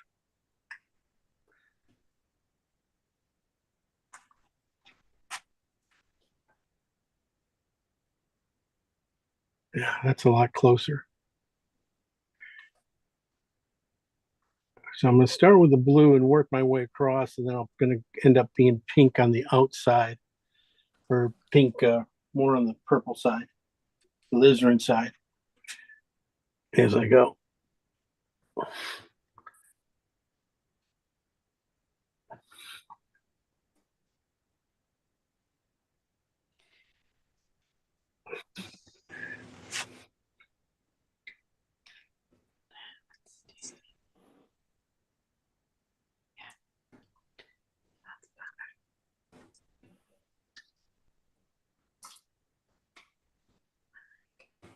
Okay. Now comes the alizarin side. A lot lighter than I thought. Well, I measured it. It shouldn't have been this.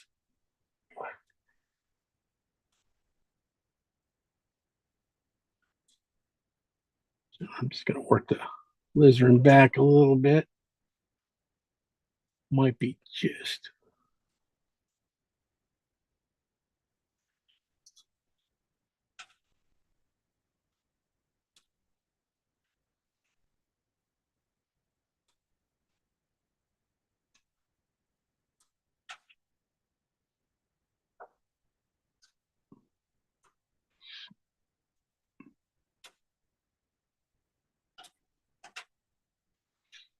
Okay. I'm going to work these two colors too into these little areas here about the gutter here coming down, and take this back about halfway. That little gutter there. That this is blue, and if I say blue, it's on the phthalo green side of alizarin in that. So that's going to put that there. And then underneath, the same thing. I'm going to be going pretty much all the way across.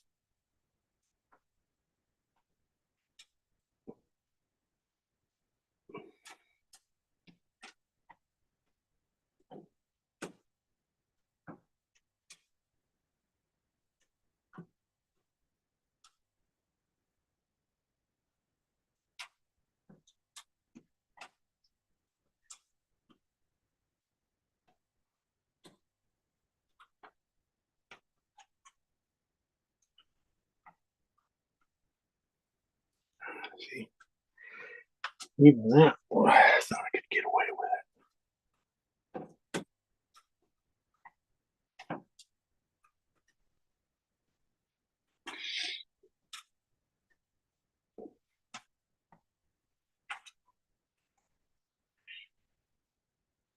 So this one pretty much, this is like a half and half.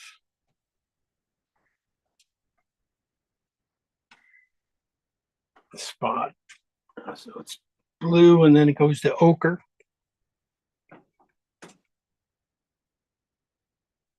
I say blue, I mean phthalo green and alizarin, but I mean on the mostly phthalo green side. But it does switch a little bit.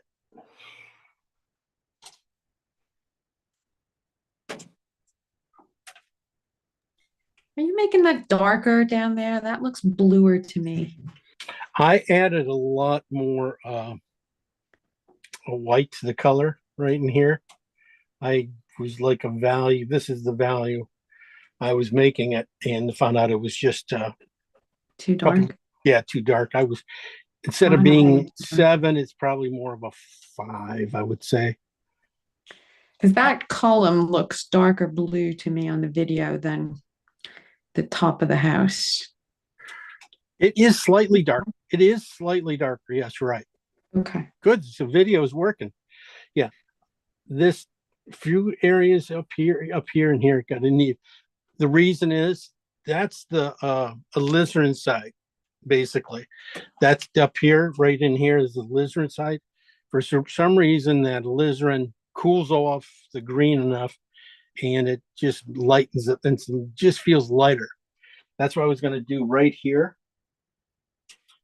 at the end, coming back in here and put a little line of alizarin and white, mostly alizarin than the phthalo green as my highlights on these things. Just comes forward just a little bit more.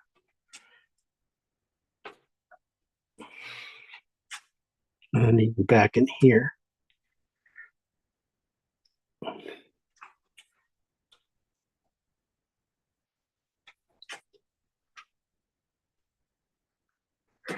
Do I touch that color?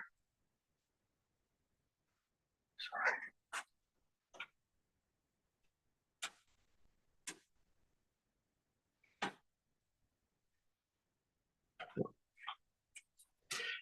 So I'm going to go, this is the alizarin side of that. This is phthalo green and alizarin.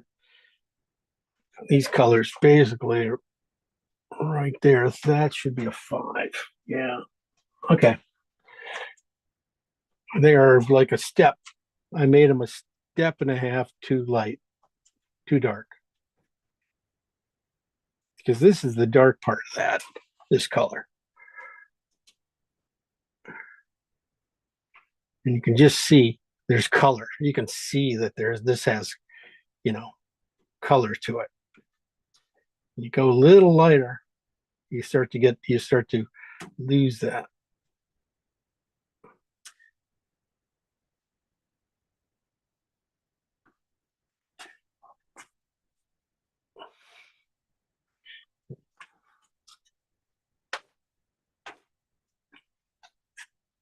And up here, I'm going to start with phthalo green going down the pole here. And then when I get down to the bottom, it's going to be ochre. So just slight changes. In here, this area here, definitely going to find just a little coolness in that very bottom area. With the I would say definitely maybe alizarin right in here. Value. Like some of these clapboards. I know we're not painting them all, but sometimes they are in here. So I'm bringing in this purple in for my shadows. up here. Sometimes just above. These guys have a little bit of decorations above the windows here, little triangles.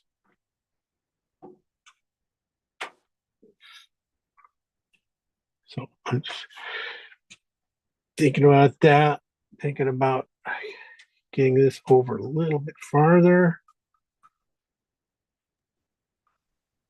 Jim, sorry, before you go on, could you just point out which are the cools and which are the worms on your porch? I got a little lost. Okay. In the painting, it's the photo itself? Or No, sorry, in your painting, I think that the bottom parts are the more alizarin and the top parts are the more phthalo green. right. Okay. Most of them are phthalo green, but they're over here on this side. And then I came back with alizarin a little bit on the cooler on this side of the thing of the building. Very close. You can't tell the two apart. That's the thing. I think that's my problem. On the video, they look very similar. They are really, really similar. I basically painted it green, and then I'm coming back with the alizarin on top of it, which is still mixing with the green part of it, and you can barely tell. Okay. All right. Thank you. That's what I want. I just a couple variations of colors. And then down here, these are more green, but I'm going to come back in and add some pinks and stuff. Over here, I did add pinks. I say pinks just because it's on the alizarin side. And a lot of those guys are just where you're going to start seeing light pop through, or a lot of reflective light right in there and stuff. Thank Okay, you. no worries. And then on the green side,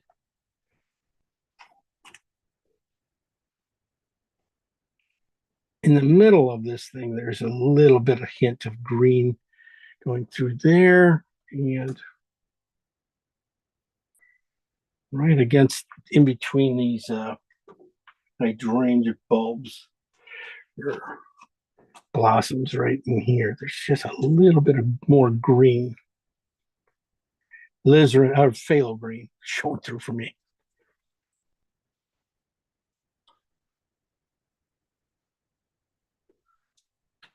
Okay.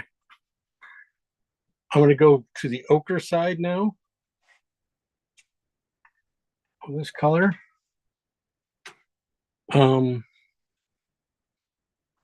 Let's see what happens. Let me see which one I want to start with.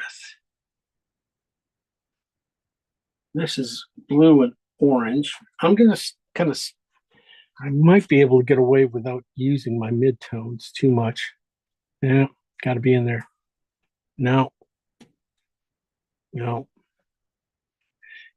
think I just saw more, more in the chairs than anything else. And that threw me. I should have go back. Okay. Not working.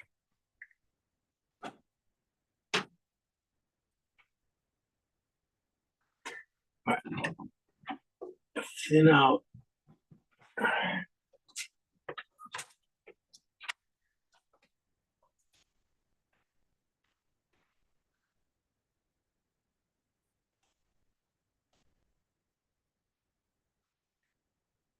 This is blue and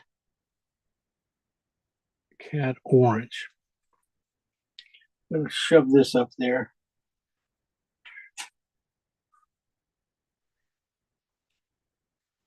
Probably should have been just slightly on the blue side. I'm going to start put on green orange side on in this side, but over here I'm going to go on the blue side, a little bit grayer of a color than the ochre. This is like the midtones.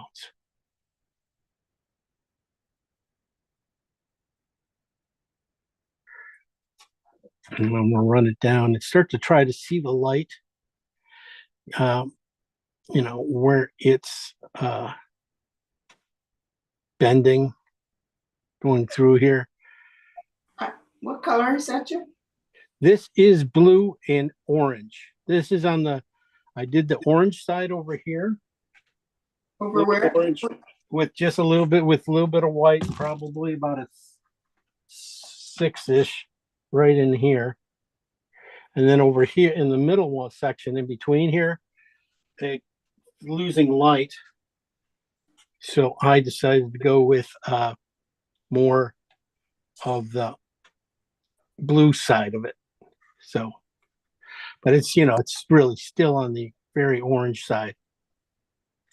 So that's the first parts. Then we're going to have to use some of the yellows we made up and come back through. I'm not going to worry about the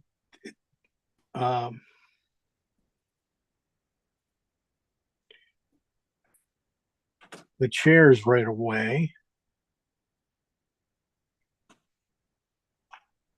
I got to get this straightened away. I'm kind of painting at an angle, and I can this one uphill. Oh, okay.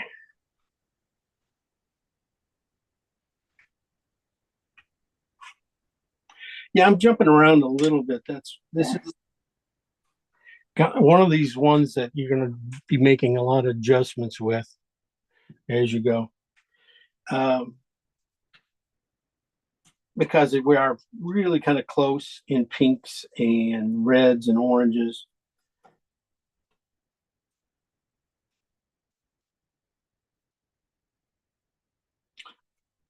I kind of forgot to paint the windows in up top. So I'm mixing up a kind of in my hurry to get this color right. I kind of wasted my pile. So I was thinking, see about getting this in just a hair dark.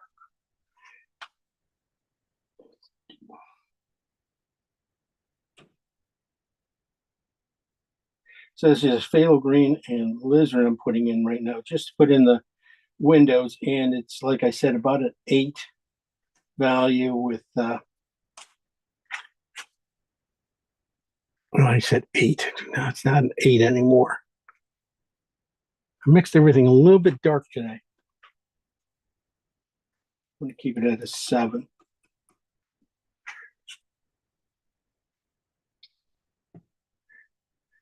Much better.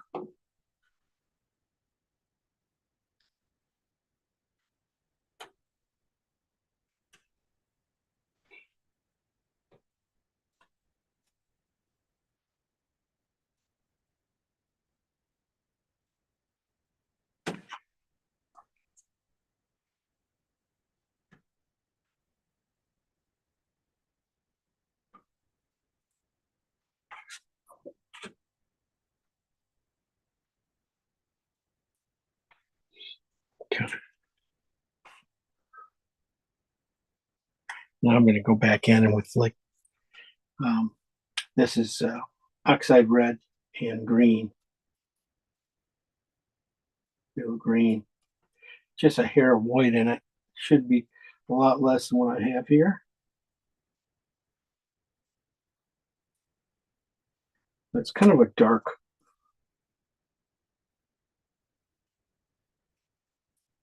color. But that's what I was going to paint these reflections in, which are just chimneys across the street. Just basically a block, a slight angle to it. That's about it.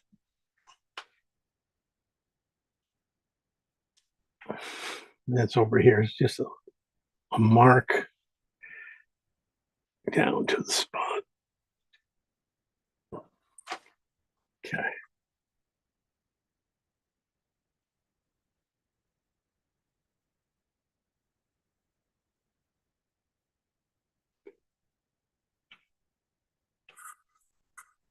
Okay. Same with these guys here, just a little touch.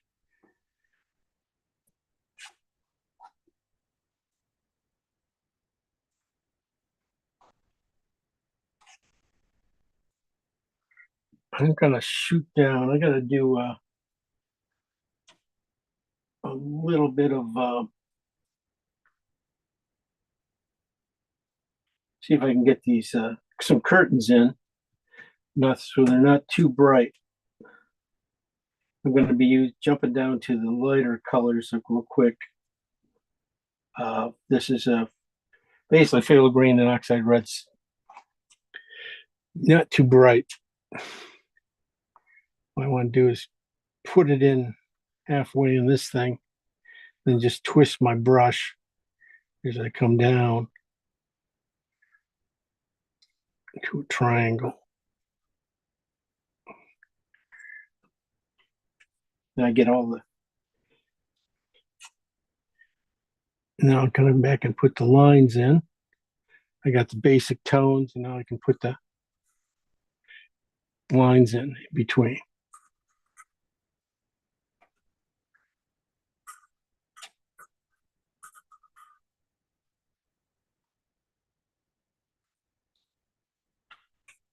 That could go probably a little lighter than that. But I think I think it's just going to be in the opaque areas. So I'm going to do the same thing here, just a little bit of brush twists, light brush. As I come down, I'm just going to twist it shut up against the window. Give me that little bit of see-throughness. Do that same thing on the other side. I am using kind of a, I should be up in the same spot. Then just get that.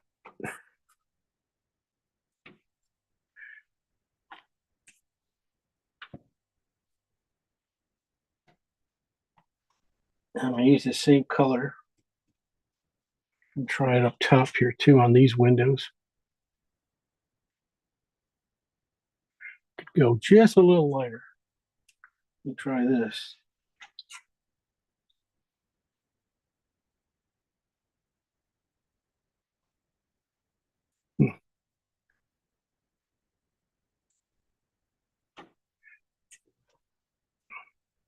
Just a hair lighter than that.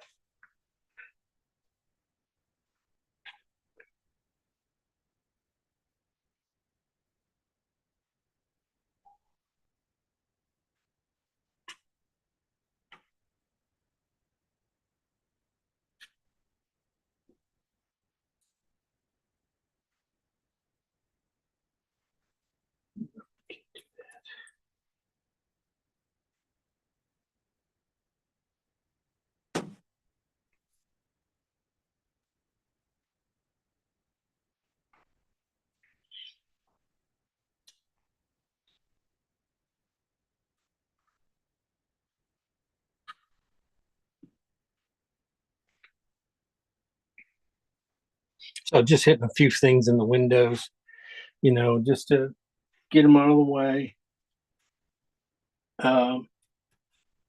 You got a nice little lamp right here. Just a lampshade. Just a touch of oil. Looks like I got to have on my brush to get that guy in.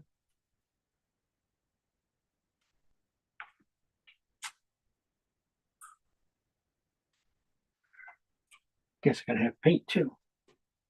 Try again.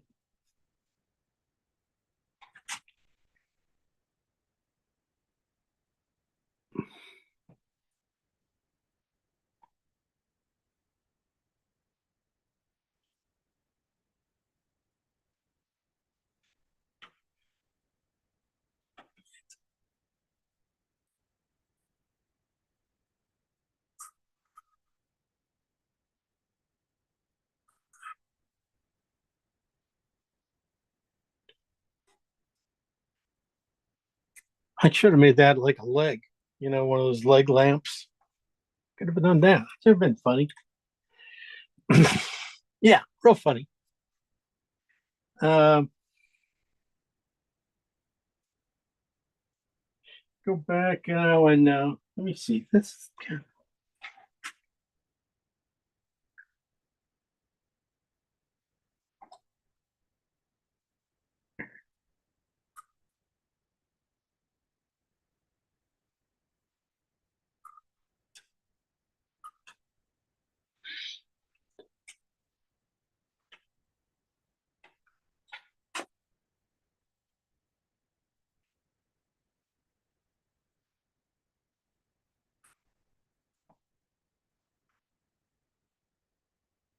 what I'm using here is blue and ochre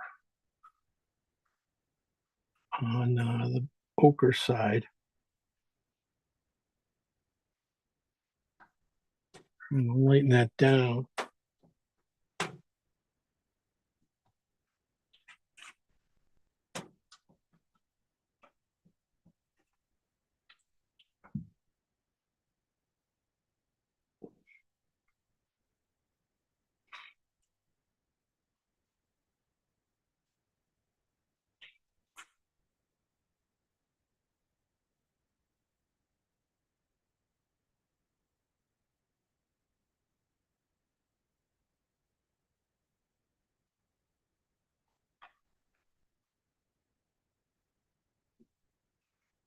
Now I'm just pushing in some orange into it now. This is orange and blue. This is in fact on the blue side even.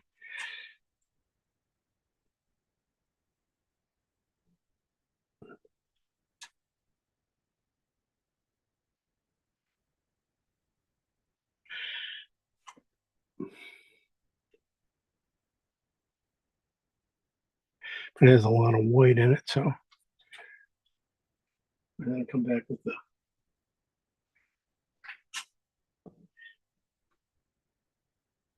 the cool purple and phthalo green at the very edge. Of this thing, and they're down.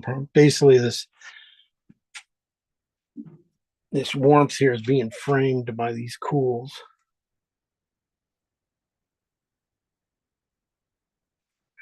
All right.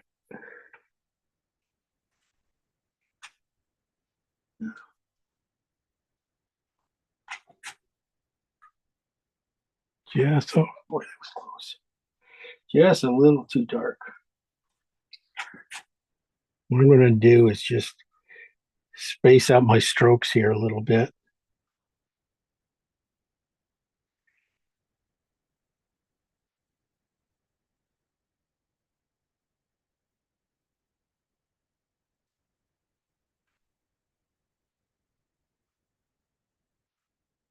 I'm going to create these see-through things.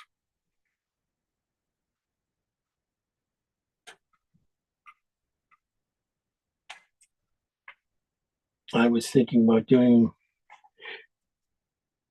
things with a bristle brush here, but that would have been the orange areas here. As I get over, I'm going to keep switching colors. That's a thing.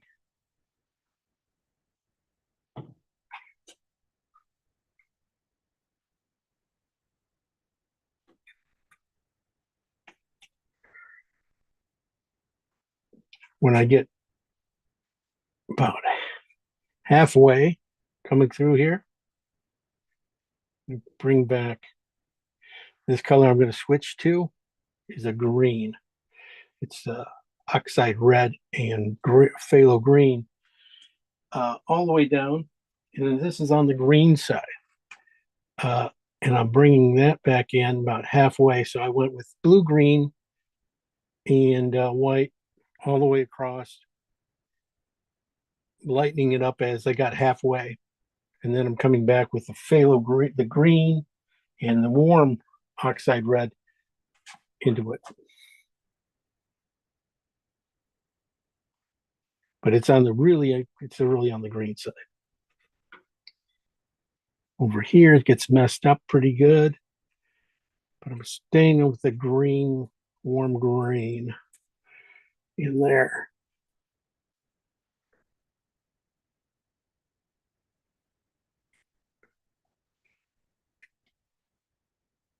Okay. If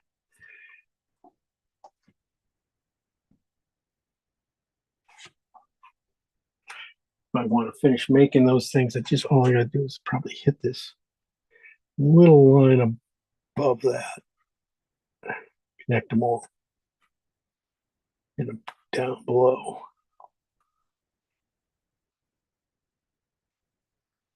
Okay.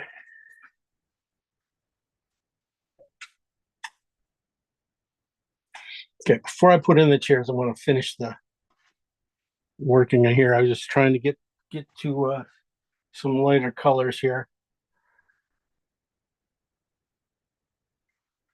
Okay. Let's see what this does.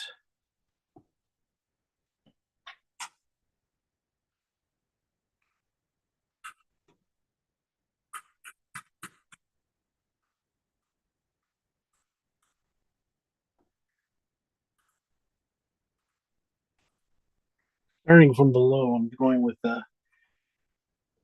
orange and blue mixed together, cat orange and blue with white, pretty much at the one of the highest colors it's going to go. And this is even on the, I would say, blue side.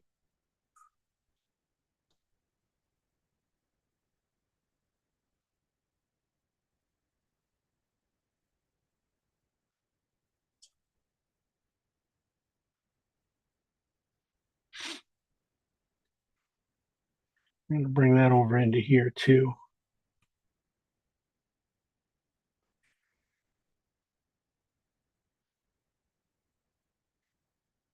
So when you start putting it over here, you can start seeing the blue come out of it a little bit more.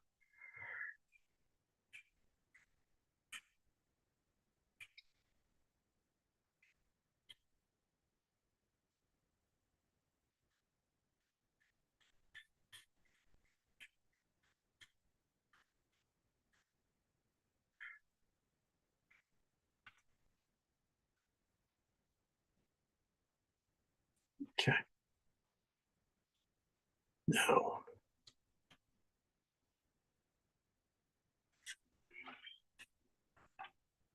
let me see if this works. That's what I'm thinking. I need a cool, same value.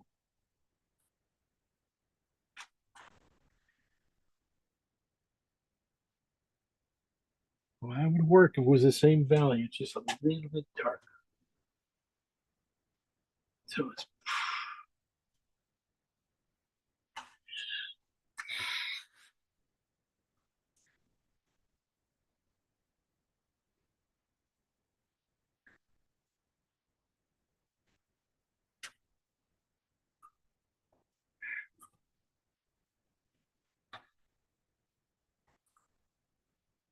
so what I'm bringing in here is a cool.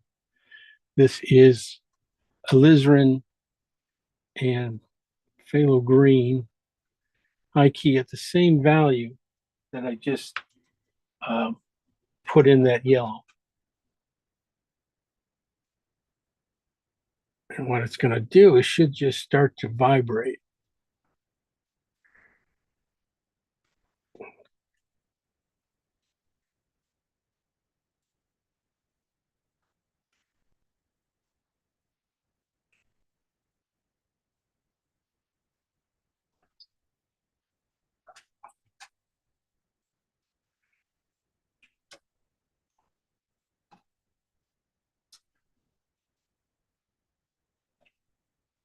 Try some of this yellow I added into it too. I'm thinking maybe this is going to be my some highlights. Some of these things up here on the window treatment.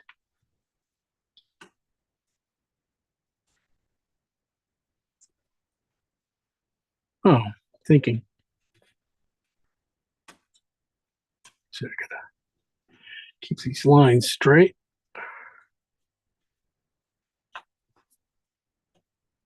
Okay. I'm gonna go a little bit.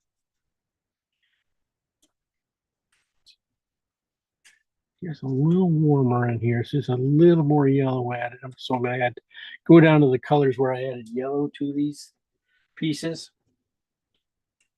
And I'm just gonna bring that in here.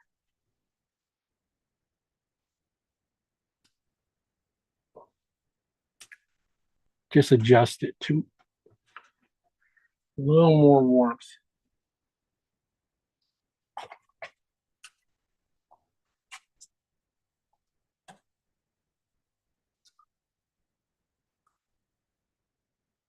That should be really pretty close now.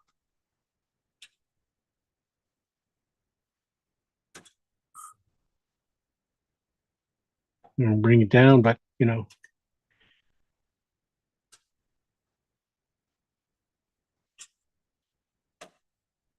Keep it there.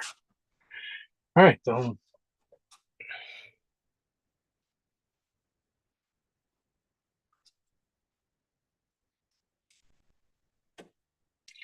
that should be the inside color of all these pillars too, like this one coming up.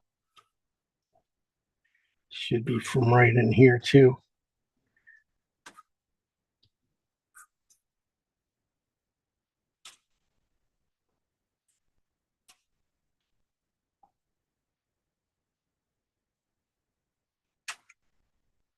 Warm these areas up and then clean them up. The roof, like I said, made a square bristle.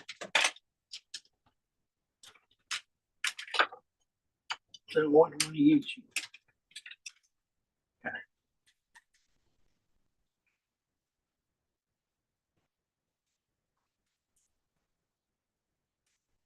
Probably go with this ochre or the cad orange and blue here. Down mid-tone. And just draw it across here over that other dark.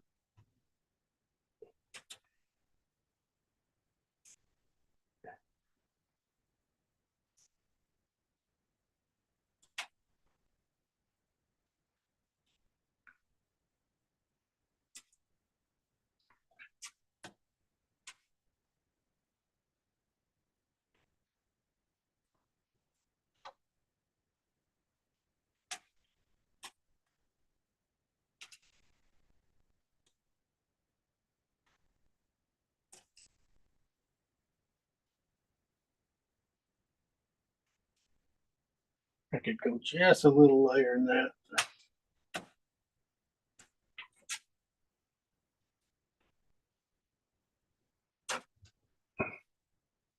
Because I hear greener.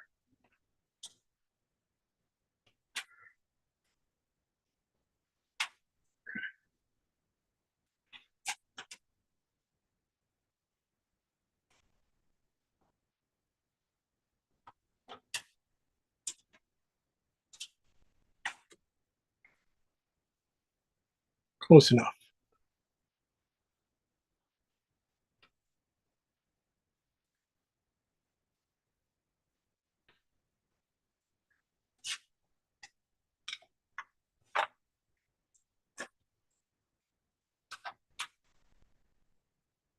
Okay.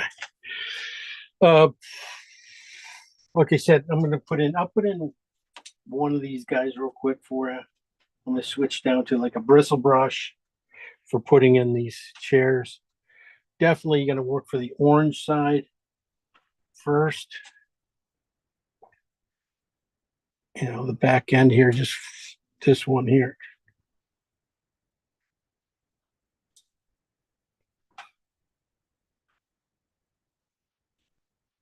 Might even go full strength, looks like.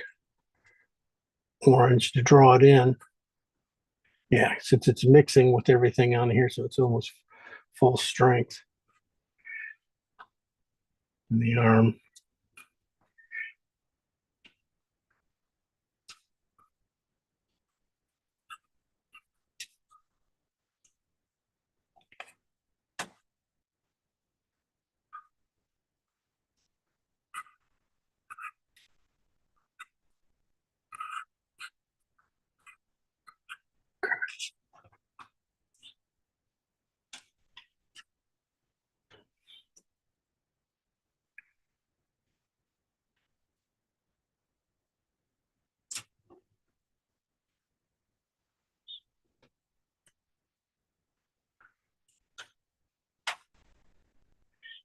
Inside these chairs too, it's going to be a little bit darker than what you see, you know, going through, you know, on the other side too.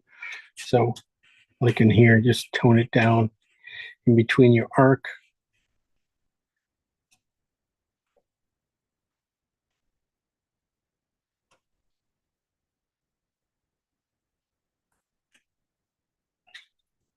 And then highlights. Probably. Might have to go lighter than these. Might have to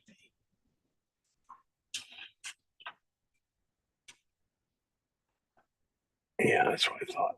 Just a little dark.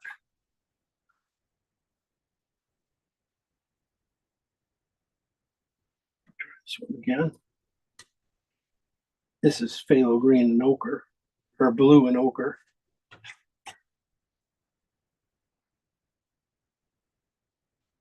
Yeah.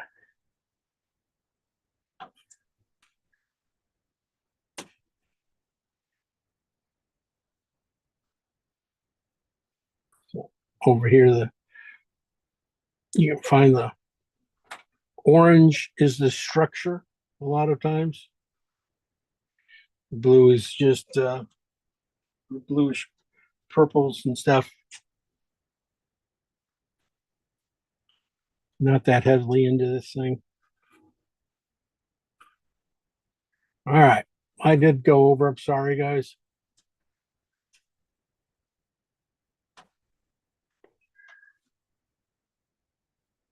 Didn't think this was going to take quite that long. I thought this was a nice, easy one. So inside these guys, you're going to find over here, you're going to find some really rich, when you get to these high key colors, probably more cad red and white on the back sides of these guys. These highlights or insides there. And then the color itself, the highlights colors, I love to put in with a knife. I might go with orange and white because I think it's a little bit more, might play better.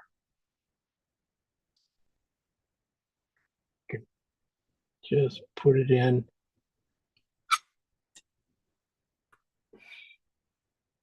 Yeah, like that. Should fine. You know, and if I have anything like clapboard and stuff, I want to go back in and, you know, hit these lines. Definitely, I would just do it with a knife. The thing is, you got to start matching them all up, make sure that they're even. You know, it's always a pain to do those guys. So this is pretty much, I'm going to be using the same colors, the colors throughout, you know, putting in the green yard and stuff should not be too big a deal. You know, we got a warm green underneath.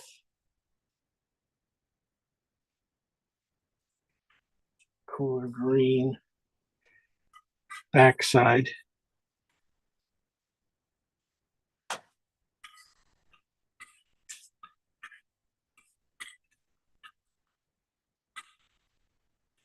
There, and then it gets cooler and darker after that.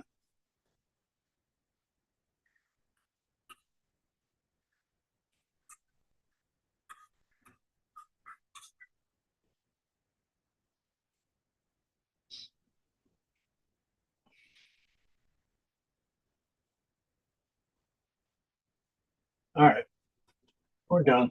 Done. Can't make it any better for you right now. So you're gonna have to keep working on it. I thought I was gonna be able to fly through this. I'm sorry. But I did when you got a lot of straight lines, things like that, you know, it takes some time. But as you can see, it's gonna be kind of fun. And it's gonna be done. Maybe I'll put a picket fence in there. Who knows? You guys couldn't see any of this, but you could see how I try to keep it warm down in here. This is that ochre and orange and blue mixes. A little bit more on the orange side in the middle, this middle one, and then a little bit more blue on this side of that one. Again, up here, we kept it a little cool. Might be bringing, when I tried to put in just in the windows up there, up here, just a little bit more warmth underneath. Maybe the green shutters will help it warm it up too. That's what I'm thinking. All right, let's see what you got. Since we lost everybody today. Everybody was sick. Everybody's getting sick. Okay. Turn on your things, Lindsay, Sarah, and Kim.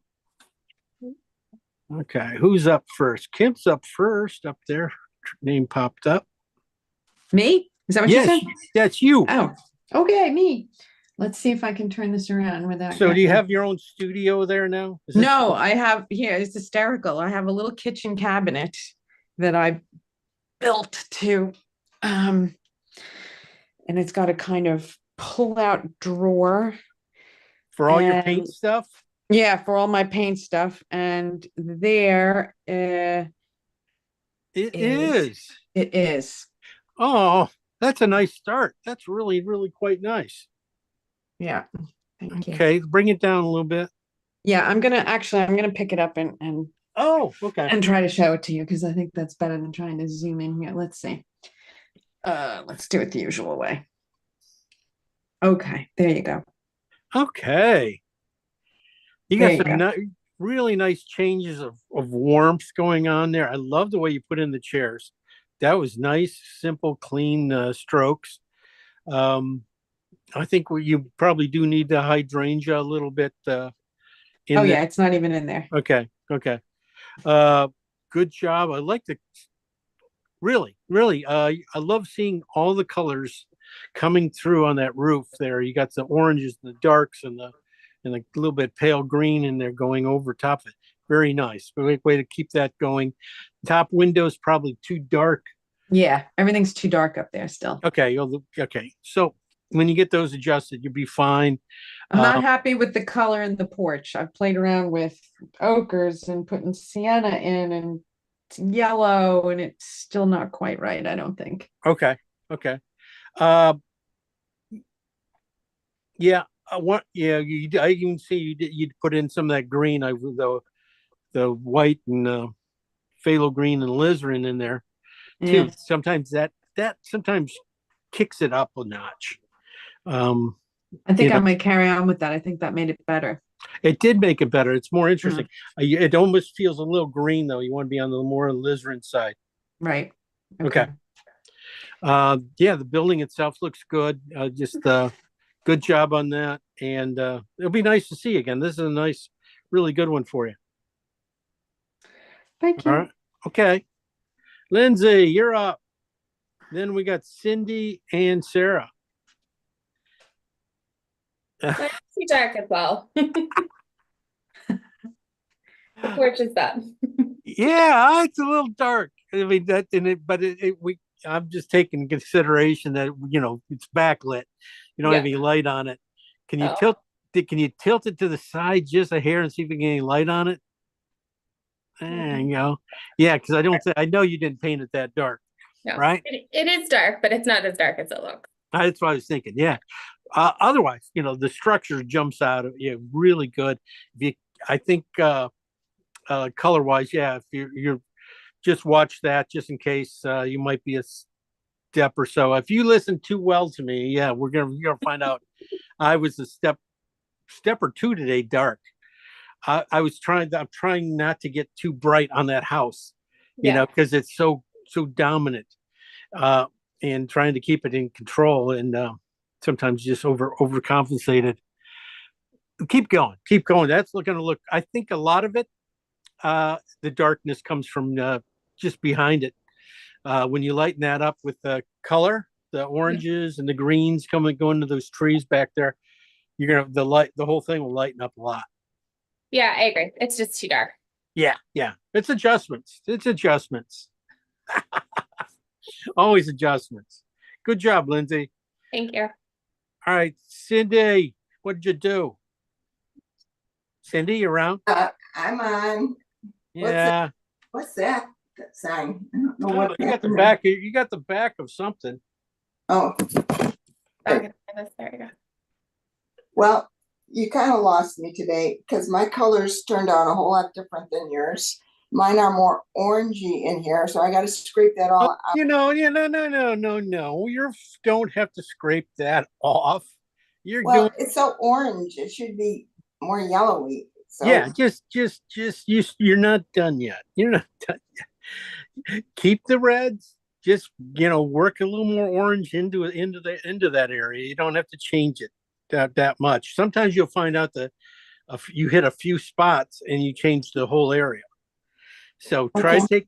I think you just need to bring in some, just a little more yellow on that orange side, but not by much. Okay.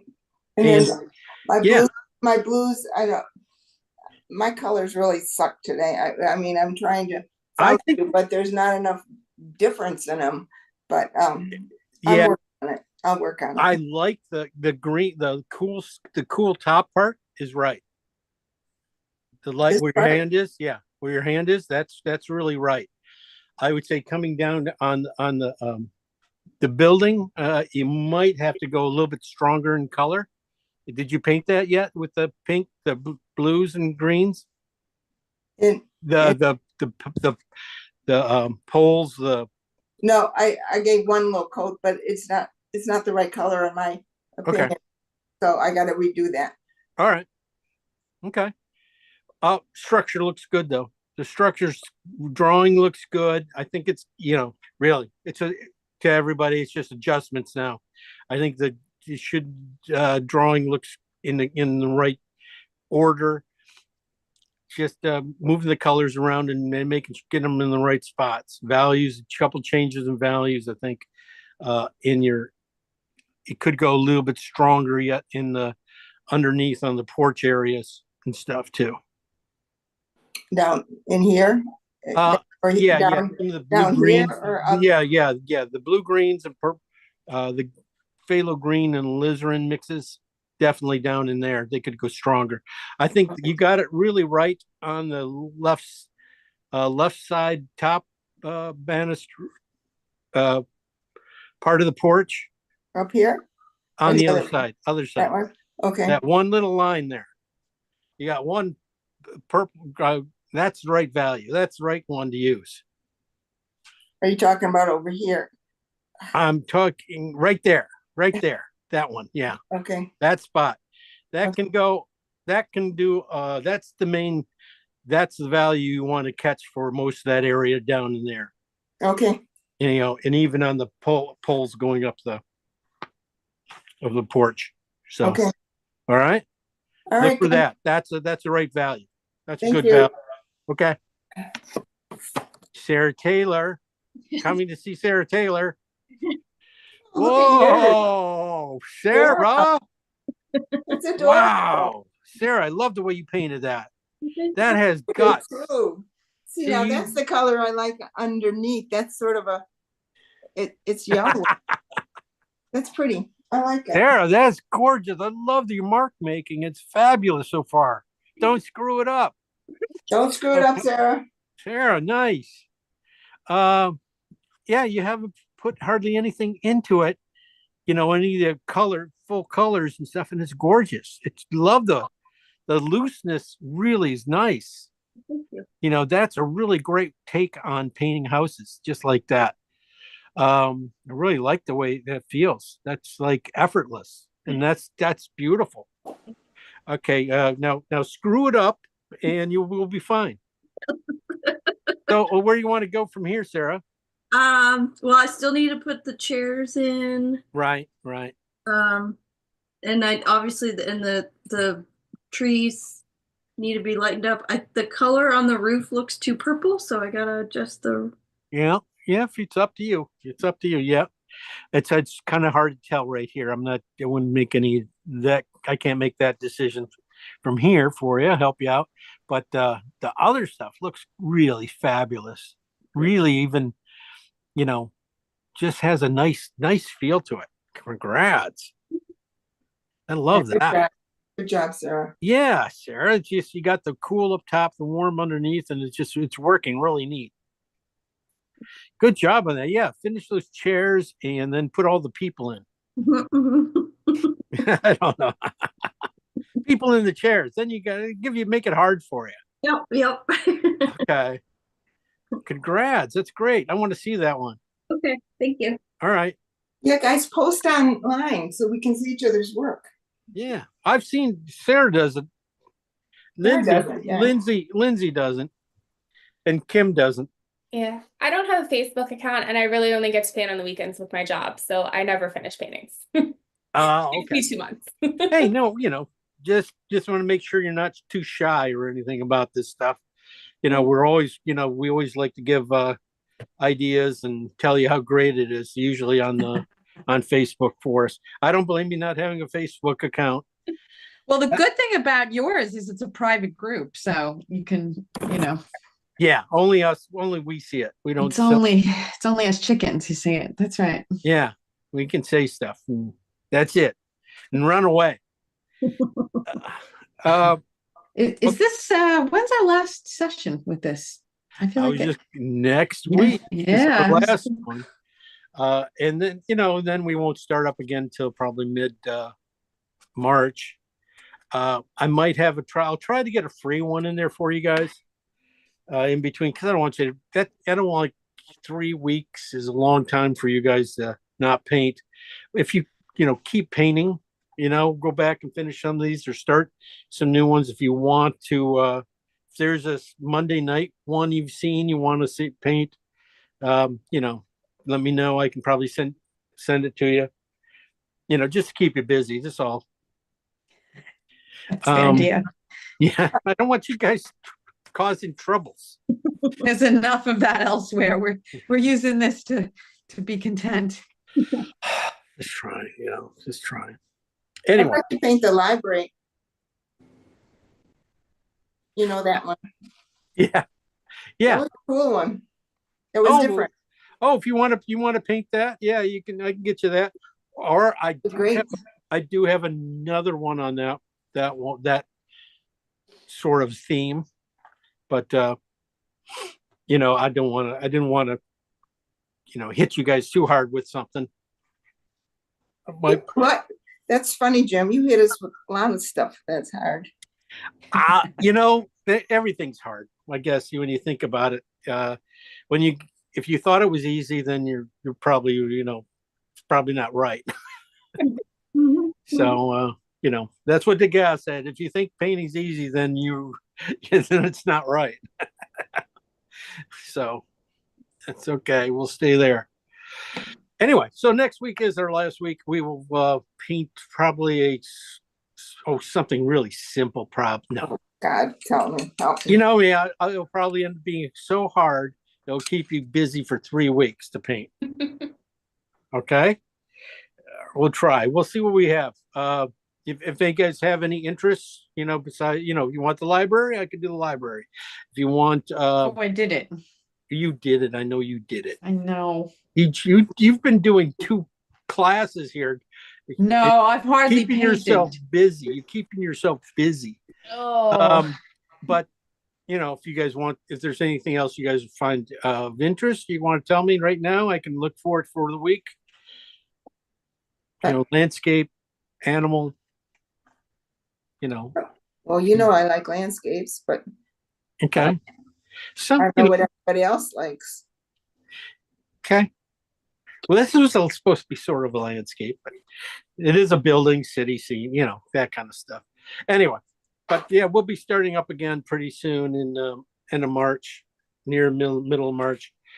Pretty soon you go on all your jaunts. Well, that's the thing. Then I start going on to then I, like, even in the middle of that one, I might be going to Houston for a workshop. I think that's so awesome. You're getting so famous. Yeah. Yeah, famous. Thank you. You are. We're working. That's just painting. That's all we're doing. Having fun. So don't take it too seriously. You'll be okay. All right. Sounds good. All right, guys. We'll see you guys. Have a great weekend here, and we'll see you all next week. Thank you. Thanks so much. Thanks, Jim. Bye, everyone. Bye, everybody.